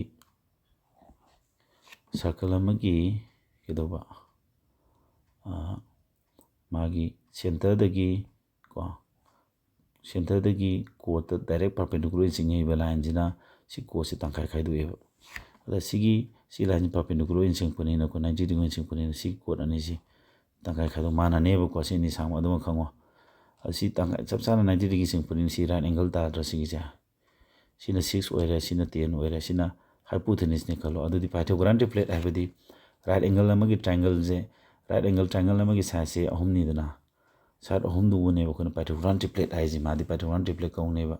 sina 3 oitar sina 4 oitar si 5 oine maramdi ahan ba ni gi square jingi sum to boje akon bagi square sang mana ni 9 ga 16 ga 25 ta dro si 25 ta dro sumaina ta ne ha si pythagorean triplet oi dong ne ba 3 4 5 se aina mother si pythagorean triplet se mother am ko we ba ai gi we ba londa ni ko mangoni masa myam pokku yai ba si 3 4 5 se pythagorean triplet ne si 2 nu puri di kya ta ne 6 si 2 puri di 8 सी 2 पुरी क्या 10 6 8 10 जो Pythagorean triplet ताबनेबा अदि सिगी 3 4 5 से 3 नंग पुरी रो 2 ना तो 3 पुरी 3 3 से 9 3 4 से 12 3 5 50 सी जो पाइथागोरन ट्रिपलेट तानेबा मंगोने मैम मसिंग थिंगमदना पुरी पुरी रगा दम पाइथागोरन ट्रिपलेट मैम सेम बे मसा पोथोरकनी अदुना मादर थोन बने इनको अदु पाइथागोरन ट्रिपलेट से अखोना सिम्फा याम पुदौनी सिम्फा से पुलप पुंगमोय अदुना आइगिदी मादर 15 मादर क ममा तराउंगा का आई सिम्फा पुहलेबा को अदु जिंग तो आई हय मतंग चांगा लिसि थोके अदुना से अंक सिदा आइना पाइथागोरन ट्रिपलेट नि खंगमैनेबा सलाउना आइना कनो हाइरिसे वैल्यू से सलाउ हाइरिसे सी 6 ओरदि सी Pythagorean triplet 10 ओरदि 6 8 10 Moji Pythagorean triplet ओइबनिना 6 का 10 पिरम तारगा अमदु 8 ओरमने अदु सी 8 ओरदि सिगी साइड सांगमाना ने 8 8 ओरने अदु 8 8 का पुल्लगा सी कोच के सांग ओरने अदु 16 तारने अदु ने समान को तोय माने को कांसेप्ट से सेंग ममिना दि लाइ दुइबा सेंग द मिना दि को अखोगी ब्लाइंड तारम दुइने बसे क्वेश्चन 13 जौरे ताकनि तामिना इलोसिना ब्राइबेट येंगी को क्वेश्चन नंबर 14 पुंग बरो तासलक्तोरे को 14 दा करी है मा pyramid thrice x cube plus 5x square y को plus 12x y square plus 7y cube से सी वैल्यू पुथोए तो वो x वैल्यू क्या ना -4 y वैल्यू क्या ना -1 सिनगदो सिनोगी फरे अदु सी वैल्यू सिनगदा सिदा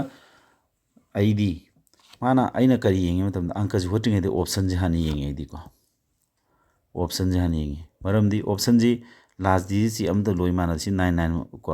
अनि जी माने सी माना दे तेजी अदुना ऑप्शन ट्रिक ओइना तौदोरे आईडी को थुना बने अंक जे येंगो येंगो सिदा x वैल्यू जी 4 सिनजिलो y ना -1 सिलो x वैल्यू -4 सिनजिलो बो येंगे जे x वैल्यू जी -4 ने -4 क्यूब ती क्या ना माइनस थोड़ा नहीं को क्यूब पावर क्यूब लेबनिना माइनस ती थो नि खंगे अदु -4 क्यूब ती 64 -4 क्यूब ती 64 ने -64 ने माइनस साइन दी थोड़ा ने -64 से 3 पुइना दुने आई लोइ फुरिना थम लेरो नो ओ मरी ट्राइन थोय माताई लास्ट डिजिट तुक थमोबा ओ मरी ट्राइन थोय को ओम थ्रु ट्राइन पान असिंग बेदी 192 ने -192 ताय बसिगिसी पुलप ई लेरदिने मत मांगने अइना ताकतोय ट्रिक्सना पुलप इरुनोबा माइनस लास्ट की डिजिट तुक इयो है यूनिट ऑप्शन चेक तौदोइने इन तौदोइसे को मथंगदा 5x स्क्वायर y हरे x स्क्वायर आईडी -4 स्क्वायर आदि 16 लाख रनेबो को सी 16 लाख रनेबा y दी -1 नेबा सी पुइना कांदा मंगा तरो कुंथ्रा माइनस ती थोनी 0 लोरने दो सुमाइन इबियो थुना से नोय मेंटल तौ याबने को माइन कैलकुलेशन दे तौजी को तमजेबो को अदि मथंग जिना 12x y square y square जिना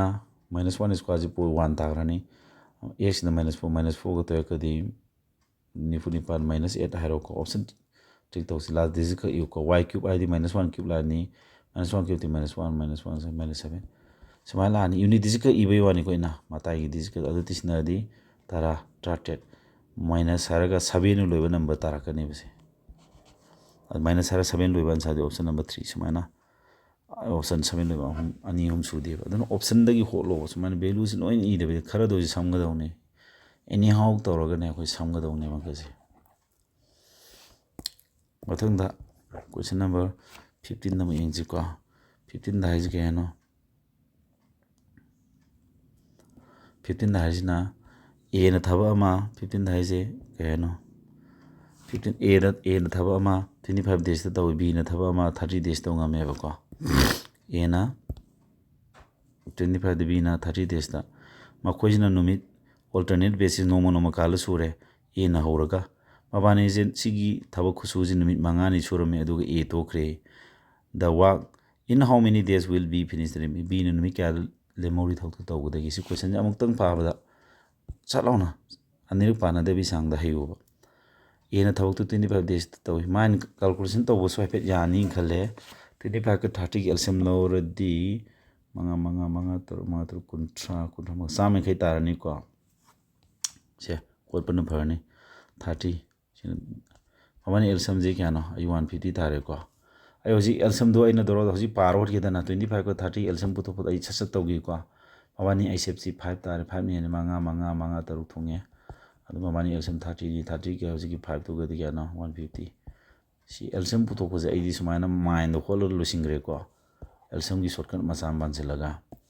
ꯑꯗꯨꯗꯤ ꯏꯐꯤꯁꯤꯌꯦꯟꯁꯤ ꯄꯨꯊꯣꯛ Aꯅ ꯅꯣꯡꯃꯗ ꯀꯌꯥ ꯁꯨ ꯉꯝꯃꯦ 25ꯅ 150 ꯍꯦꯜꯂꯗꯤ 6 ꯋꯥꯛ ꯁꯨ ꯉꯝꯃꯦ Bꯅ ꯅꯣꯡꯃ ꯁꯨ ꯉꯝꯃꯦ 30ꯅ 150 ꯍꯦꯜꯂꯗꯤ 5 ꯋꯥꯛ ꯁꯨ ꯉꯝꯃꯦꯀꯣ ꯃꯕꯥꯅꯤꯁꯤ ꯅꯣꯡꯃ ꯅꯣꯡꯃ ꯀꯥꯟꯅ ꯁꯨꯔꯦ ꯑꯍꯥꯟꯕ ꯅꯨꯃꯤꯠꯇꯨ Aꯅ ꯁꯨꯔꯦ Aꯅ ꯁꯨꯗꯣꯏꯁꯦ ꯑꯍꯥꯟꯕ ꯅꯨꯃꯤꯠꯇꯨꯅꯦ ꯑꯗꯒꯤ ꯑꯍꯨꯝꯁꯨꯕ ꯅꯨꯃꯤꯠꯇꯨꯅꯦ ꯃꯉꯥ ꯁꯨꯕꯗꯨꯅꯦ ꯅꯨꯃꯤꯠ ꯍꯨꯝꯅꯤꯅꯤ ꯃꯥꯅ ꯁꯨꯗꯣꯏꯁꯦ ꯑꯗꯨ Aꯅ ꯅꯨꯃꯤꯠ ꯍꯨꯝꯅꯤ ꯀꯌꯥ ꯁꯨꯌꯦ 3 × 3 = 19 ꯁꯨꯔꯦ ꯑꯗꯒꯤ Bꯅ ꯁꯨꯗꯣꯏꯁꯤꯅ ꯑꯅꯤꯁꯨꯕ ꯅꯨꯃꯤꯠꯇꯨꯅꯦ ꯃꯔꯤꯁꯨꯕ ꯅꯨꯃꯤꯠꯇꯨꯅꯦ ꯑꯗꯨ ꯅꯨꯃꯤꯠ ꯅꯤꯅꯤ ꯁꯨꯔꯦ ꯑꯗꯨ ꯃꯉꯥꯅꯤ ꯅꯣꯡꯃꯗ ꯃꯉꯥ ꯃꯉꯥ ꯁꯨꯕꯅꯤ ꯃꯥꯗꯤ ꯅꯨꯃꯤꯠ ꯅꯤꯅꯤ ꯁꯨꯔꯗꯤ ꯃꯉꯥꯅꯤ 10 10 ꯋꯥꯛ ꯑꯃ ꯃꯕꯥꯅꯤꯅ ꯅꯨꯃꯤꯠ ꯃꯉꯥꯅꯤꯁꯤꯗ 5 ꯗꯦꯁꯤꯗ ꯀꯌꯥ ꯁꯨꯗꯣꯛꯈ꯭ꯔꯦ 20ꯒ 8 ꯋꯥꯛ ꯁꯨꯔꯦꯕ ꯋꯥꯅꯤꯅꯣꯀꯣ ꯀꯌꯥ ꯂꯦꯝꯍꯧꯔꯤ 28 ꯑꯣꯏꯗꯤ 30 ꯍꯥꯏꯔꯣ ꯑꯗꯨꯗꯤ 122 ꯋꯥꯛ ꯂꯦꯝꯍꯧꯔꯤ ꯈꯥꯏꯗꯣꯛꯅꯕꯗꯣ ꯄꯨꯟꯅ ꯊꯕꯛ 150 ꯋꯥꯛ ꯂꯩꯔꯝꯕꯁꯤꯒꯤ ꯃꯅꯨꯡꯗ 28 ꯋꯥꯛ ꯁꯨꯈꯤ ꯇꯥꯔꯗꯤ 122 ꯋꯥꯛ ꯂꯦꯝꯍꯧꯔꯤꯗ꯭ꯔꯣ ꯁꯤ ꯂꯦꯝꯍꯧꯔꯤꯁꯤ A ꯇꯣꯛꯈ꯭ꯔꯦ ꯀꯅꯥ ꯁꯨꯗꯣꯏꯕ B ꯃꯊꯟ ꯁꯨꯕ ꯍꯥꯏꯕꯅꯦꯕ In how many days B will finish the remaining work Bꯅ ꯅꯣꯡꯃꯗ ꯀꯌꯥ ꯁꯨꯌꯦ Bꯅ ꯅꯣꯡꯃꯗ ꯃꯉꯥ ꯃꯉꯥ ꯁꯨꯕꯅꯤ 122 ꯋꯥꯛ ꯁꯨꯒꯦ ꯍꯥꯏꯇꯥꯔꯗꯤ ꯅꯨꯃꯤꯠ ꯀꯌꯥ ꯆꯪꯒꯅꯤ ꯃꯉꯥ ꯍꯦꯜꯂꯗꯤ 9 5 ꯆꯥꯝ 10 24 ꯈꯤꯇꯪ ꯍꯦꯟꯕ ꯊꯤꯔꯣ ꯌꯥꯝ ꯌꯥꯎꯔꯦ 9 5 ꯆꯥꯝ 10 2 ꯂꯦꯝꯕ ꯑꯗꯣ ꯑꯣꯞꯁꯟ ꯅꯝꯕꯔ 3 ꯁꯨꯂꯥꯛ ꯌꯥꯝ ꯐꯥꯕꯩ ꯀꯥꯟꯅꯕꯅꯤꯀꯣ 9 5 ꯆꯥꯝ 10ꯅꯦꯕ ꯑꯗꯨ 5 ꯍꯦꯜꯂꯗꯤ 24 ꯈꯤꯇꯪ ꯍꯦꯜꯂꯅꯤ ꯀꯌꯥ ꯂꯦꯝꯃꯦ 2 ꯂꯦꯝꯃꯦ ꯑꯔꯦꯝꯕ 2ꯗꯨ ꯃꯊꯛ ꯊꯥꯡꯒꯠꯂꯣ ꯑꯔꯦꯝꯕ 2 ꯃꯊꯛ ꯌꯥꯎꯕꯗꯤ ꯁꯤꯅꯤ ꯁꯤ ꯑꯅꯤꯁꯤ ꯃꯅꯨꯡꯗ ꯑꯟꯁꯥꯔ ꯇꯥꯗꯣꯏꯅꯤ ꯁꯤꯗꯤ ꯇꯥꯔꯣꯏꯕ ꯁꯨꯃꯥꯏꯅ ꯀꯥꯜꯀꯨꯂꯦꯁꯟꯁꯤ ꯑꯔꯦꯝꯕ ꯊꯨꯅꯕ ꯍꯣꯠꯅꯒꯗꯧꯅꯤꯀꯣ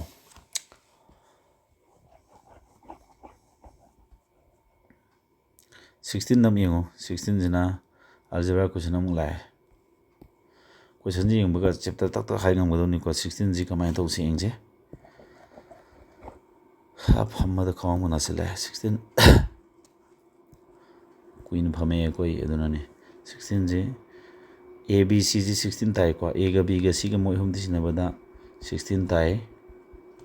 ꯑꯗꯨꯒ A square plus B square plus C square equal to 90 ꯇꯥꯏ ꯃꯥ ꯄꯨꯊꯣꯛꯏꯅ A B B C C A ꯁꯤꯒꯤꯁꯦ ꯁꯨꯃꯥꯏꯅ ꯄꯤꯔꯝꯕꯁꯦ ꯄꯨꯇꯤꯡ ꯃꯦꯊꯠ ꯄꯥꯜꯂꯒꯅꯦ ꯑꯪꯀ ꯍꯣꯠꯄꯁꯨ ꯑꯗꯨꯝ ꯌꯥꯕ ꯂꯩꯌꯦꯕ ꯀꯣ A + Bꯁꯦ 3 ꯇꯥꯏ ꯀꯥꯏꯅ ꯄꯤꯔꯝꯃꯕ ꯑꯗꯨ ꯇꯥꯔꯗꯤ ꯁꯤ ꯏꯀ꯭ꯋꯦꯁꯟꯁꯤꯒ ꯄꯤꯔꯝꯃꯗꯤ Aꯁꯦ ꯑꯩꯈꯣꯏꯅ 2 ꯂꯧꯁꯤꯜꯂꯒ Bꯅ 1 ꯂꯧꯕꯗ ꯑꯅꯤ ꯇꯤꯁꯤꯟꯅꯀꯥꯟꯗ 3 ꯇꯥꯅꯦꯕ ꯁꯨꯃꯥꯏꯅ ꯄꯨꯠ ꯇꯧꯕ ꯌꯥꯏꯑꯕ ꯏꯀ꯭ꯋꯦꯁꯟ ꯑꯃ ꯁꯨꯃꯥꯏꯅ ꯏꯀ꯭ꯋꯦꯁꯟ ꯑꯃꯈꯛ ꯁꯨꯝ ꯇꯔꯛ ꯄꯤꯔꯝꯃꯒꯗꯤ ꯄꯨꯠ ꯇꯧꯕꯁꯤ ꯂꯥꯏꯕꯅꯤ ꯁꯤꯗ ꯏꯀ꯭ꯋꯦꯁꯟ ꯑꯃꯁꯨ ꯄꯤꯔꯝꯃꯦ ꯁꯤꯗꯁꯨ ꯑꯃ ꯄꯤꯔꯝꯃꯦ ꯏꯀ꯭ꯋꯦꯁꯟ ꯑꯅꯤ ꯄꯤꯔꯝꯃꯦ ꯑꯗꯨ ꯇꯥꯔꯗꯤ ꯍꯥꯏꯔꯤꯕ ꯏꯀ꯭ꯋꯦꯁꯟ ꯑꯅꯤꯁꯤ ꯆꯨꯝꯍꯟꯕ ꯉꯝꯕ Aꯒ Bꯒ Cꯒ ꯃꯣꯏ ꯚꯦꯂꯨ ꯄꯨꯠ ꯇꯧꯕꯁꯦ ꯈꯔ ꯋꯥꯅꯤ ꯑꯗꯨꯅ ꯄꯨꯇꯤꯡ ꯃꯦꯊꯠꯁꯦ ꯈꯤꯇꯪ ꯁ꯭ꯋꯥꯏ ꯃꯇꯥꯡꯁꯤꯗ ꯀꯣꯏꯁꯟꯁꯤ ꯇ ꯎꯕ ꯁꯤ ꯄꯨꯇꯤꯡ ꯃꯦꯊꯠꯁꯤ ꯊꯤ ꯂꯩꯔꯨ ꯃꯇꯝ ꯆꯪꯒꯅꯦꯕ ꯑꯗꯨ ꯁꯔꯨꯛꯇꯤ ꯂꯩꯔꯝꯕꯁꯨ ꯌꯥꯏ ꯂꯩꯔꯝꯗꯕꯁꯨ ꯌꯥꯏ ꯑꯗꯨ ꯄꯨꯇꯤꯡ ꯃꯦꯊꯠ ꯅꯠꯇꯕꯤꯗ ꯀꯣꯏꯁꯟꯁꯤ ꯑꯇꯣꯞꯄ ꯃꯤꯟꯁ ꯌꯦꯡ ꯇꯥꯔꯦ ꯌꯦꯡꯉꯣ ꯃꯥꯅ ꯄꯤꯔꯝꯃꯤꯁꯦ ꯁꯤꯒꯤ ꯑꯩꯈꯣꯏ ꯁꯤ ꯐꯣꯔꯃꯨꯂꯥ ꯑꯃꯈꯛ ꯀꯣ ꯑꯪꯀꯁꯤ ꯂꯥꯏꯔꯦ ꯁꯤ ꯐꯣꯔꯃꯨꯂꯥꯁꯦ ꯑꯗꯨꯝ ꯁꯥꯗꯣꯛꯄ ꯑꯗꯨꯝ ꯌꯥꯔꯦ ꯁꯤ ꯐꯣꯔꯃꯨꯂꯥꯁꯦ ꯀꯩꯅꯣ ꯐꯣꯔꯃꯨꯂꯥ ꯍꯥꯏꯗꯤ ꯑꯥꯏꯗꯦꯟꯇꯤꯇꯤꯅꯤꯀꯣ ꯃꯥꯒꯤ ꯐꯣꯔꯃꯨꯂꯥꯁꯦ A square plus B square plus C square plus twice ꯍꯥꯏꯔꯒ AB twice BC twice CA ꯍꯥꯏꯕꯅ ꯀꯃꯟ ꯂꯧꯊꯣꯛꯑꯒ BC CA ꯑꯩꯈꯣꯏꯅ ꯃꯥꯅ ꯄꯨꯊꯣꯛꯏ ꯄꯣꯠꯇꯨ ꯁꯤ ꯂꯩꯔꯗ꯭ꯔꯣ ꯁꯤ ꯄꯨꯊꯣꯛꯂꯣꯏ ꯑꯗꯨ A + B + C ꯗꯤ 16 ꯅꯠꯇ꯭ꯔꯣ ꯁꯤ 16ꯒꯤ ꯁ꯭ꯀ꯭ꯋꯥꯔꯗꯤ ꯀꯌꯥ ꯇꯥꯔꯦ 256 16 ꯁ꯭ꯀ꯭ꯋꯥꯔꯅꯤ A square plus B square C square 90 ꯇꯥꯗ꯭ꯔꯣ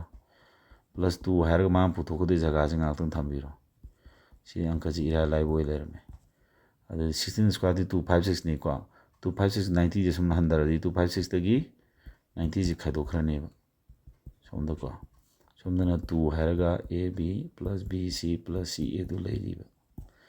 ꯁꯤ ꯈꯥꯏꯗꯣꯛꯅꯗꯤ ꯀꯌꯥ ꯇꯥꯔꯦ ꯆꯥꯝꯃ ꯈꯥꯏꯗꯣꯛꯑꯗꯤ 153 166 ꯂꯩꯔꯦ ꯁꯣꯝꯗ 2 ꯂꯩꯔꯤ 2ꯅ ꯀꯛꯇꯣꯏꯅꯦ ꯁꯤ ꯑꯗꯨꯗꯤ 80ꯒ 3 ꯊꯨꯡꯉꯅꯤ ꯁꯣꯝꯗ AB BC + CA ꯂꯩꯍꯧꯔꯦ ꯌꯥꯔꯦꯀꯣ ꯁꯦ ꯏꯔꯥꯏ ꯂꯥꯏꯔꯦ ꯁꯤꯗꯤ ꯁꯤ ꯐꯣꯔꯃꯨꯂꯥꯁꯤꯒ ꯁꯥꯗꯣꯛꯄꯗ ꯑꯗꯨꯝ ꯇꯥ ꯂꯩꯔꯝꯃꯦꯕꯀꯣ ꯁꯤ ꯁꯨꯃꯥꯏꯅ ꯑꯗꯨꯗꯤ ꯀꯌꯥ ꯇꯥꯔꯦ 80ꯒ 3 ꯏꯁ ꯗ ꯑꯟꯁꯔ 16ꯁꯦ ꯌꯥꯔꯦꯀꯣ ꯃꯊꯪ 17 ꯀꯣꯏꯁꯟ number 17 yengziko 17 haise keno 17 haise 6 power 25 plus 6 power 26 6 power 27 6 power 28 hari makui mari ji kedo haino mai ji kana yenna gi si thaina gi all type question ne basi 6 kwai pik pas kamal lok thok kado 6 power 2 pa kamal lok thodi kamal lok ba ji man yen duine du kya thongi si 1 thongi 625 kamal lok di si yen thodi kya thongi 6 power 26 level 25 lok thok amal le 6 power 1 le mauri 6 power 27 25 lok thok ki da ani le 6 square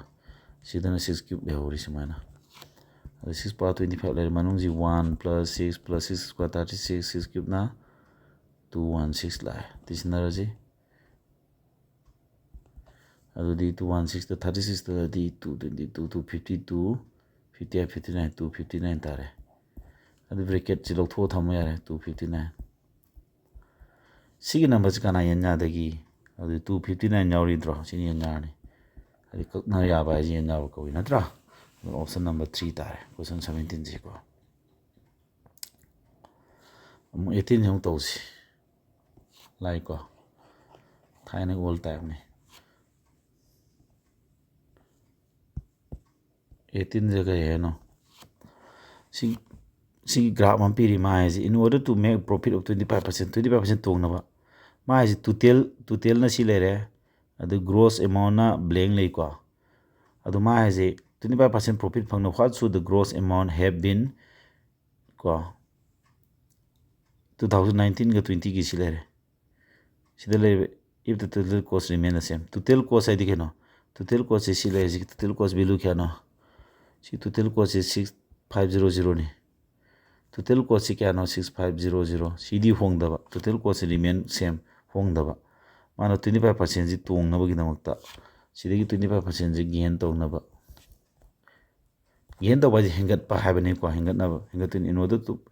make a profit of this what should the gross amount have been ogi da kya ogi da gi magi total cost to the hengat remains the same hong the bida magi sigi gross amount id blank lazy gross amount ni ko gross amount over 750 je 25% tong ge kya hoge degi ada 25% tong mai kana puri ge 650 percentage ki knowledge ni ko si di ko with data interpretation suma ji percentage average ratio ko makoi conception num sangani ba moi knowledge ko adu 6500 ji 25% tong ge di sama gi manung 25 tong di 100 manung 125 puri ni ba ko habi number ama leire number je akoina 20% increase tawre hai taraga di number do sa manung kun ne gale amni na sa manung da kun ne gat pa di sam kun puri ni sumaina tawo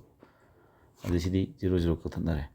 ta to answer ji 65 ko 125 kana to puina du ja 55 na 55 na loy na du puri na ngana 5 loy ban sa ta ne option 3 5 loy ban sa almost yaw this is answer option number 2 very easy hairani ko sumaina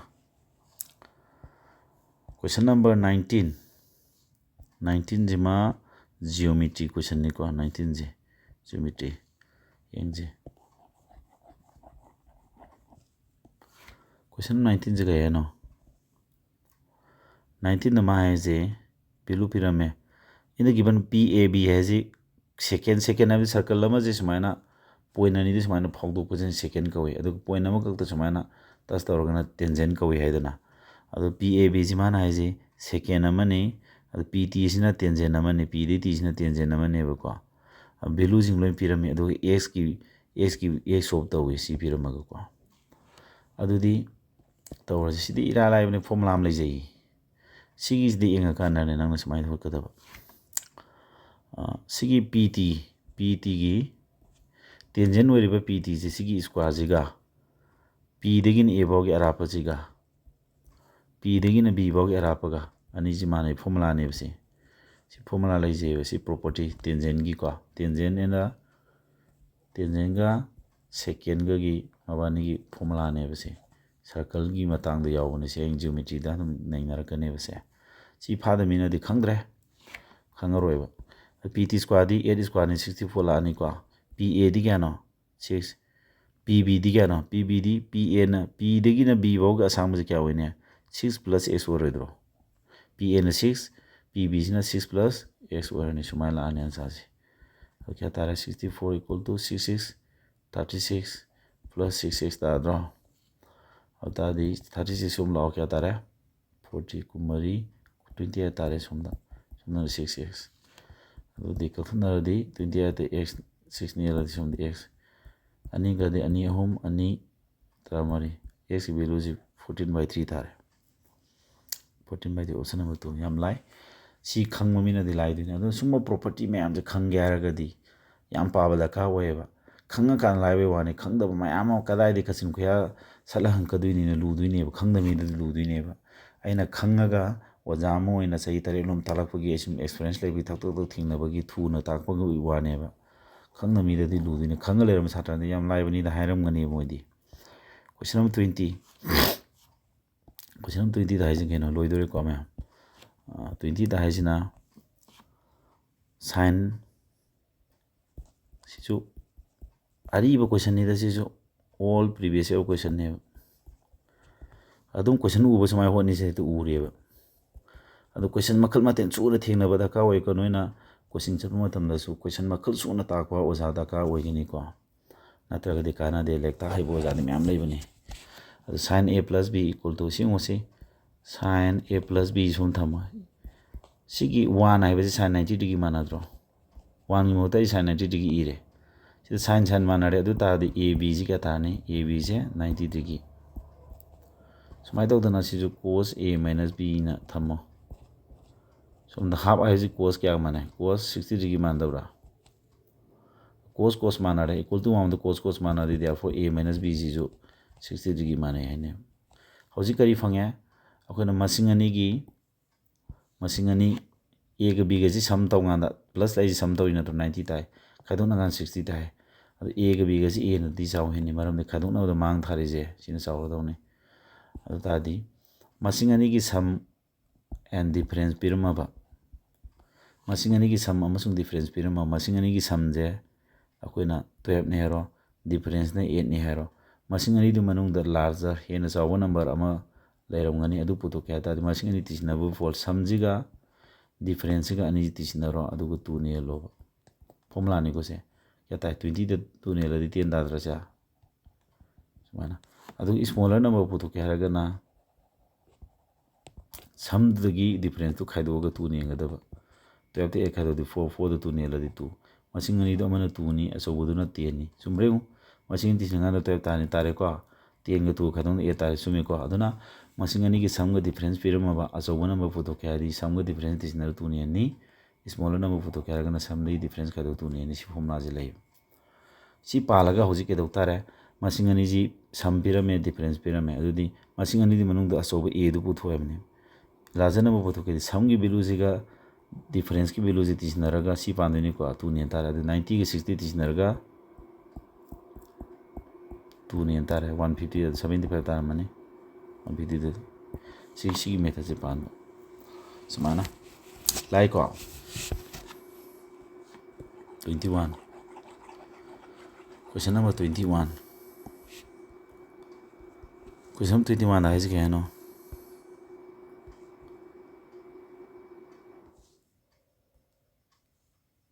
ꯀꯣꯏꯁꯟ 21ꯗ ꯍꯥꯏꯁꯤ ꯀꯩ ꯍꯥꯏꯅꯣ mark ꯄ꯭ꯔꯥꯏꯁꯁꯤ ꯀꯩꯗꯧꯕ ꯍꯪꯒꯥꯝ ꯊꯥꯎꯁꯤ mark ꯄ꯭ꯔꯥꯏꯁꯁꯤ ꯄꯣꯠ ꯆꯩꯒꯤ ꯑꯩꯈꯣꯏꯒꯤ ꯂꯩꯔꯛꯄ ꯃꯃꯜꯗꯒꯤ ꯍꯦꯟꯒꯠꯅ ꯂꯦꯞꯄꯗꯨꯅꯤ mark ꯄ꯭ꯔꯥꯏꯁꯁꯤ ꯀꯩꯗꯧꯋꯦ ꯍꯥꯏꯅ ꯍꯥꯏꯁꯦ ꯃꯥꯔꯛ ꯄ꯭ꯔꯥꯏꯁꯁꯦ 25% ꯃꯣꯔ ꯗꯦꯟ ꯀꯣꯁ ꯄ꯭ꯔꯥꯏꯁ ꯂꯩꯔꯛꯄ ꯃꯃꯜꯗꯤ 25% ꯍꯦꯜꯂꯤ ꯑꯦꯠ ꯋꯥꯠ ꯄꯥꯔꯁꯦꯟ ꯂꯦꯁ ꯗꯦꯟ ꯗ ꯃꯥꯔꯛ ꯄ꯭ꯔꯥꯏꯁꯇ ꯀꯌꯥ ꯍꯟꯊꯅ ꯃꯥꯅ ꯌꯣꯟꯒꯗꯒꯦ ꯃꯥꯅ ꯇꯣꯡꯁꯨ ꯇꯣꯡꯉꯣꯏꯒꯦ ꯃꯥꯡꯁꯨ ꯃꯥꯡꯉꯣꯏ ꯃꯍꯨꯠ ꯇꯥꯒꯦ ꯍꯥꯏꯇꯥꯔꯒꯗꯤ ꯁꯄꯣꯁ ꯁꯨꯝꯕ ꯑꯪꯀꯁꯤꯗꯤ ꯅꯪꯅ ꯗꯤꯁꯀꯥꯎꯟ ꯍꯥꯏꯕ ꯆꯦꯞꯇꯔꯗꯨꯒꯤꯅꯤ ꯅꯪ ꯂꯩꯔꯛꯄ ꯃꯃꯜꯗꯨ ꯂꯨꯄꯥ 100 ꯂꯩꯔꯦꯅ ꯂꯧꯁꯤꯜꯂꯣꯕ ꯅꯪꯅ ꯃꯥꯔꯛ ꯄ꯭ꯔꯥꯏꯁꯇꯨ ꯀꯌꯥ ꯍꯦꯜꯂꯦ ꯍꯥꯏꯅꯣ ꯂꯩꯔꯛꯄ ꯃꯃꯜꯗꯤ 25% ꯍꯦꯜꯂꯦ 100ꯗꯒꯤ 15 ꯍꯦꯜꯂ ꯇꯥꯔꯒꯗꯤ ꯃꯥꯔꯛ ꯄ꯭ꯔꯥꯏꯁꯇꯣ 25% ꯍꯦꯜꯂꯦ ꯍꯥꯏꯔꯕꯅꯤꯅ ꯁꯤꯗꯤ 25% ꯏꯟꯀ꯭ꯔꯤꯖ ꯇꯧꯔ ꯂꯩꯕ ꯄꯣꯠꯅꯤꯅ 100ꯒ 20ꯒ ꯀꯌꯥꯅꯣ ꯃꯥ ꯍꯧꯖꯤꯛ ꯍꯥꯏꯗꯣ 150 ꯑꯣꯏꯔꯝꯃꯅꯤ MPC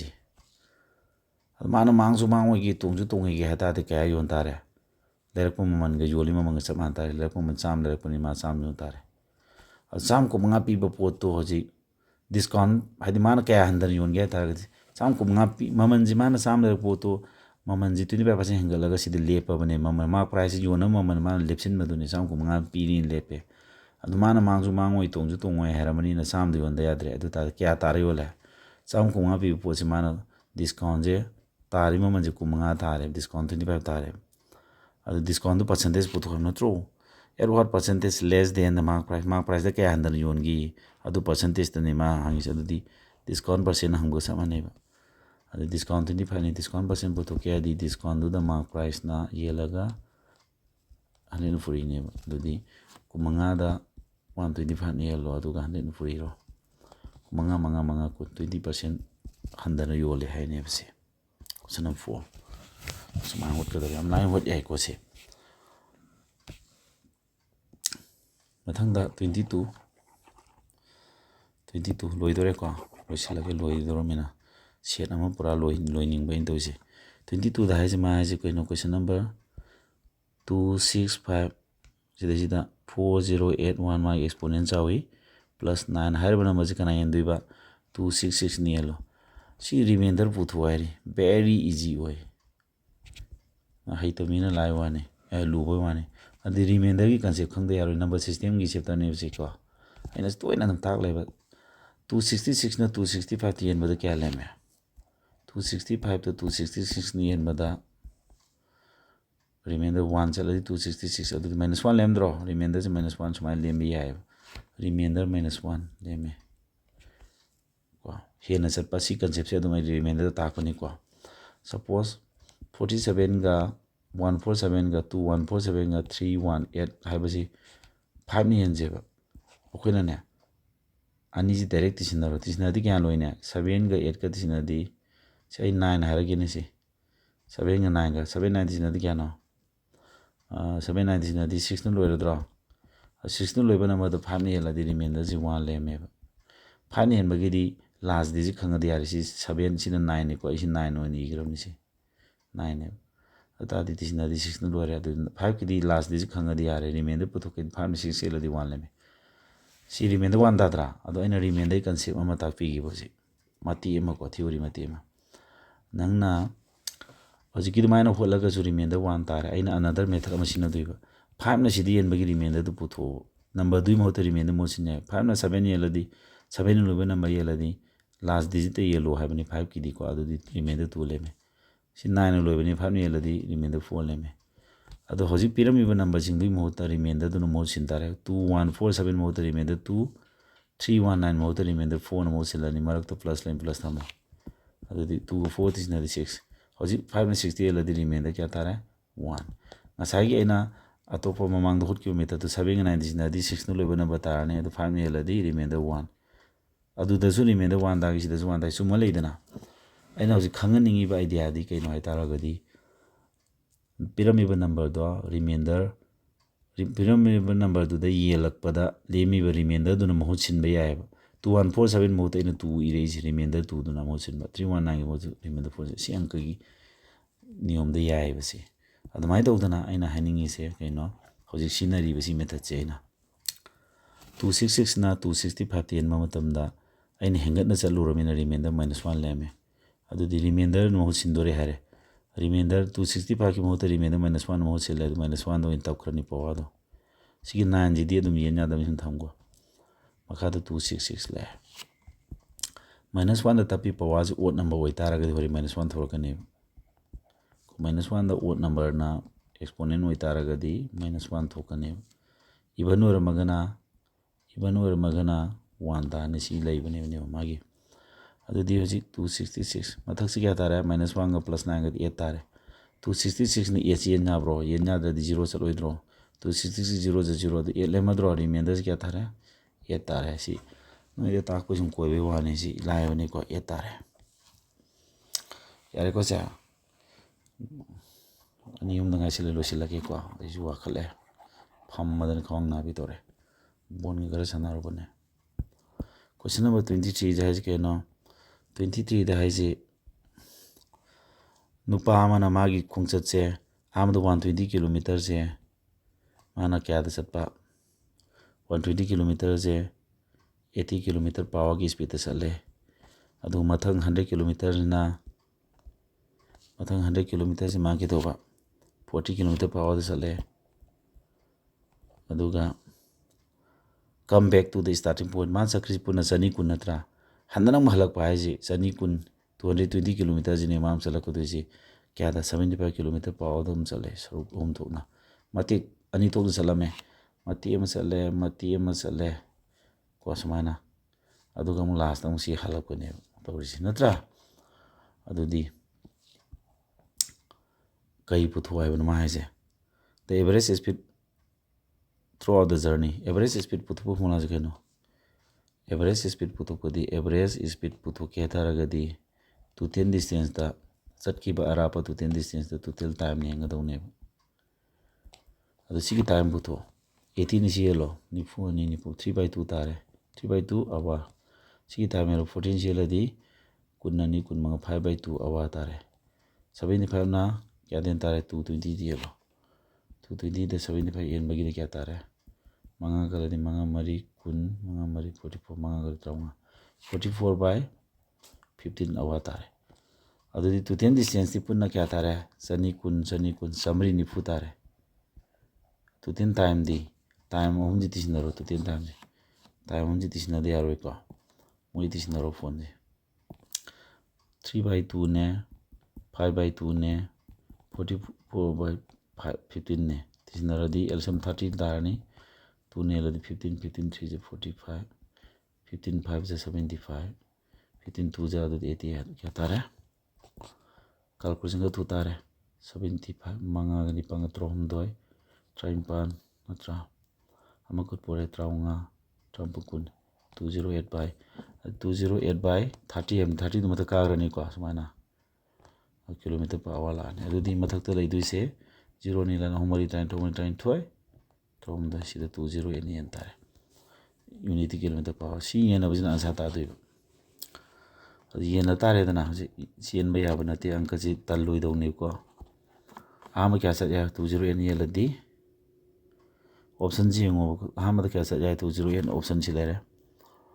4 से 6 से तरु नि पन तरु टाइम 6 से पे यारे को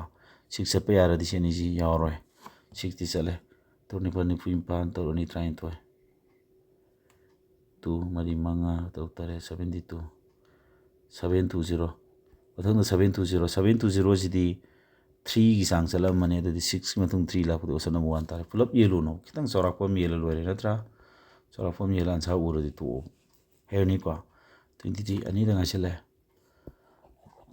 हजिके दिन टाइम एंड डिस्टेंस की एवरेज स्पीड पुतो को यंग कने को कैलकुलेशन मती एम संगल ले दो कनो तो गो दबा मैना कैलकुलेशन जी खर थून होत पतंग मदौ नि क्वेश्चन 24 जे है के ना 24 da is gana yenjeba mai je di question ko data interpretation is table jida 100 student based on the marks obtained by their history and geography examination da history geography man phangma mark to uli subject si lere aggregate average aggregate ule si data ji pirame hangina based on the table what is the number of students scoring less than 20 marks in aggregate छात्र मसिंदु क्या नोई 20% marks in aggregate अपुन मद 20% mark फंग percentage तो 20% फंग marks से क्या ना out of क्या ना 50 mark नत्रो 50 marks से क्या ना 50 मनहुंग दनेबा 50 मनहुंग द 20% दगी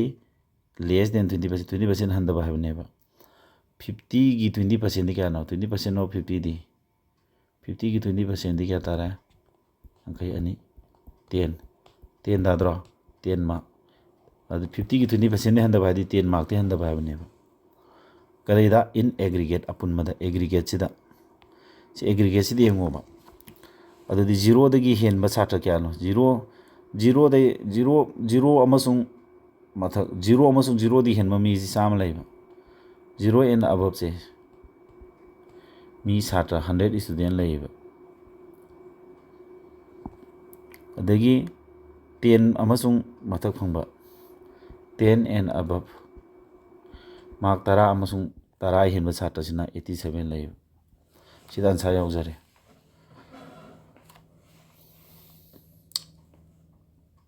ꯃꯥꯅ ꯍꯥꯏꯁꯤ ꯀꯩꯅꯣ ꯁꯤꯗ ꯑꯟꯁꯔ ꯌꯥꯎꯔꯦꯕꯀꯣ 0 ꯑꯃꯁꯨꯡ 0ꯒꯤ ꯃꯊꯛꯇ ꯐꯪꯕ ꯁꯥꯇ꯭ꯔꯗꯤ 100 ꯂꯩꯈ꯭ꯔꯕꯅꯦꯕ ꯀꯣ ꯑꯗꯨꯒ ꯃꯥꯔꯛ 10 ꯐꯪꯕ ꯃꯥꯔꯛ 10 ꯐꯪꯕꯁꯨ ꯊꯥ ꯌꯥꯔꯦ 13 ꯐꯪꯕ 39 ꯐꯪꯕ ꯃꯣꯏꯁꯤ 10 ꯑꯃꯁꯨꯡ 10 ꯍꯦꯟꯕ ꯍꯥꯏꯗꯤ 10 ꯐꯪꯕ ꯑꯃꯁꯨꯡ 10 ꯍꯦꯟꯕ ꯍꯥꯏꯗꯤ ꯑꯗꯨ ꯁꯥꯇ꯭ꯔ 38ꯅꯦꯕ 10ꯒꯤ ꯃꯊꯛ ꯐꯪꯕ ꯁꯥꯇ꯭ꯔ 38ꯅꯦꯕ ꯁꯥꯇ꯭ꯔ 100ꯒꯤ ꯃꯅꯨꯡꯗꯨꯗ ꯂꯦꯝꯍꯧꯔꯤꯕ 13ꯗꯣ 38ꯁꯤꯅ 10 ꯃꯥꯔꯛ 10 ꯑꯃꯁꯨꯡ 10 ꯍꯦꯟꯅ ꯐꯪꯈ꯭ꯔꯦ ꯑꯗꯨꯗꯤ ꯂꯦꯝꯍꯧꯔꯤꯕ ꯁꯥꯇ꯭ꯔ 39ꯗꯨꯗꯤ 0ꯒ 10ꯒꯤ ꯃꯔꯛꯇ ꯐꯪꯕ ꯃꯥꯔꯛ ꯑꯣꯏꯔꯝꯃꯅꯤ ꯍꯥꯏꯕꯗꯤ 10ꯗꯤ ꯍꯟꯊꯔꯝꯃꯅꯤ ꯑꯗꯨꯗꯤ ꯃꯥꯅ ꯉꯁꯥꯏ ꯄꯨꯊꯣꯛꯏꯁꯤ ꯃꯥꯔꯛꯁꯤ 50 ꯃꯅꯨꯡꯗ 20% ꯍꯟꯊꯕ ꯃꯤꯟꯁ 10 ꯃꯥꯔꯛꯇꯤ ꯍꯟꯊꯕ ꯍꯥꯏꯕꯅꯦꯕ less than 10 ꯃꯥꯔꯛ ꯍꯥꯏꯕꯅꯦ ꯃꯥꯅ ꯊꯤꯌꯨ ꯍꯥꯏꯁꯤ ꯑꯗꯨ ꯇꯥꯔꯗꯤ ꯁꯥꯇ꯭ꯔ 39ꯁꯤ ꯑꯣꯏꯅꯤ ꯑꯗꯨꯅ option number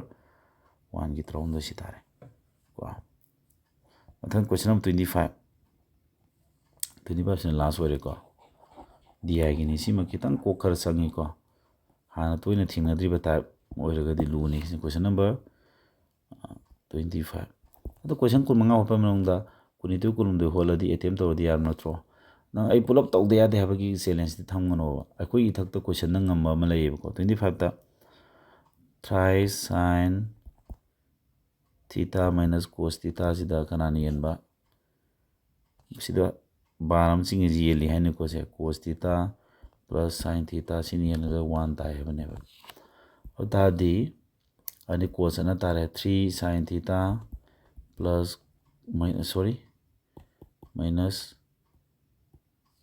minus cos theta cross ꯑꯅꯗꯤ cos theta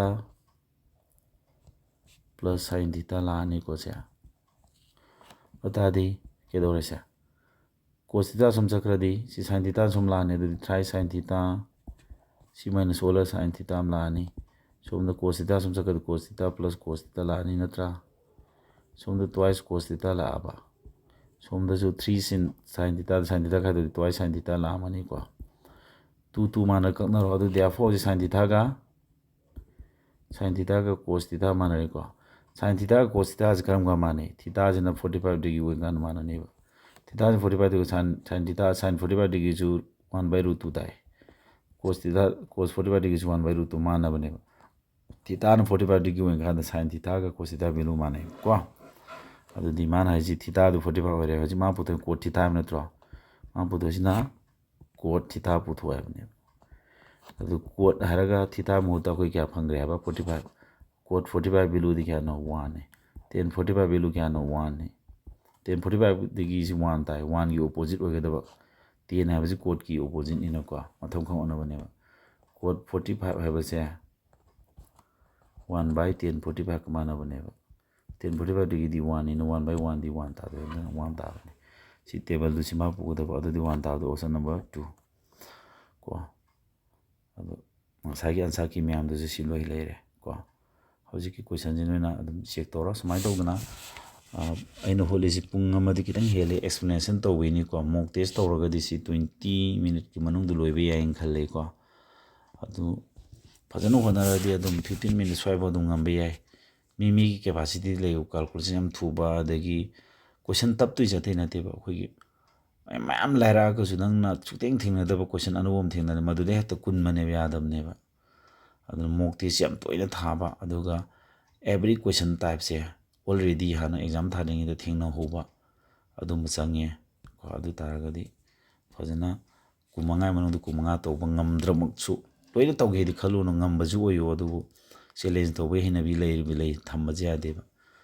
ꯍꯌꯦꯡ ꯀꯣꯏꯁꯟ ꯁ꯭ꯀꯤꯞ ꯇꯧꯕꯒꯤ ꯍꯦꯕꯤꯠ ꯊꯝꯗ꯭ꯔꯗꯤ ꯁꯣꯛꯂꯛꯀꯅꯤ ꯌꯥꯝꯅꯀꯣ ꯀꯣꯏꯁꯟ ꯑꯃ ꯇꯧꯅꯕꯗ ꯃꯤꯅꯤꯠ 3 ꯆꯪꯊꯣꯛꯈ꯭ꯔꯗꯤ ꯑꯔꯥꯏꯕ ꯀꯣꯏꯁꯟ 2 ꯑꯃ ꯃꯥꯡꯉꯦ ꯃꯥꯅ ꯇꯧ ꯅꯪꯉꯣꯏꯕꯀꯣ ꯃꯊꯪꯁꯤꯗ ꯂꯣꯏꯁꯤꯜꯂꯒꯦꯀꯣ ꯃꯌꯥꯝ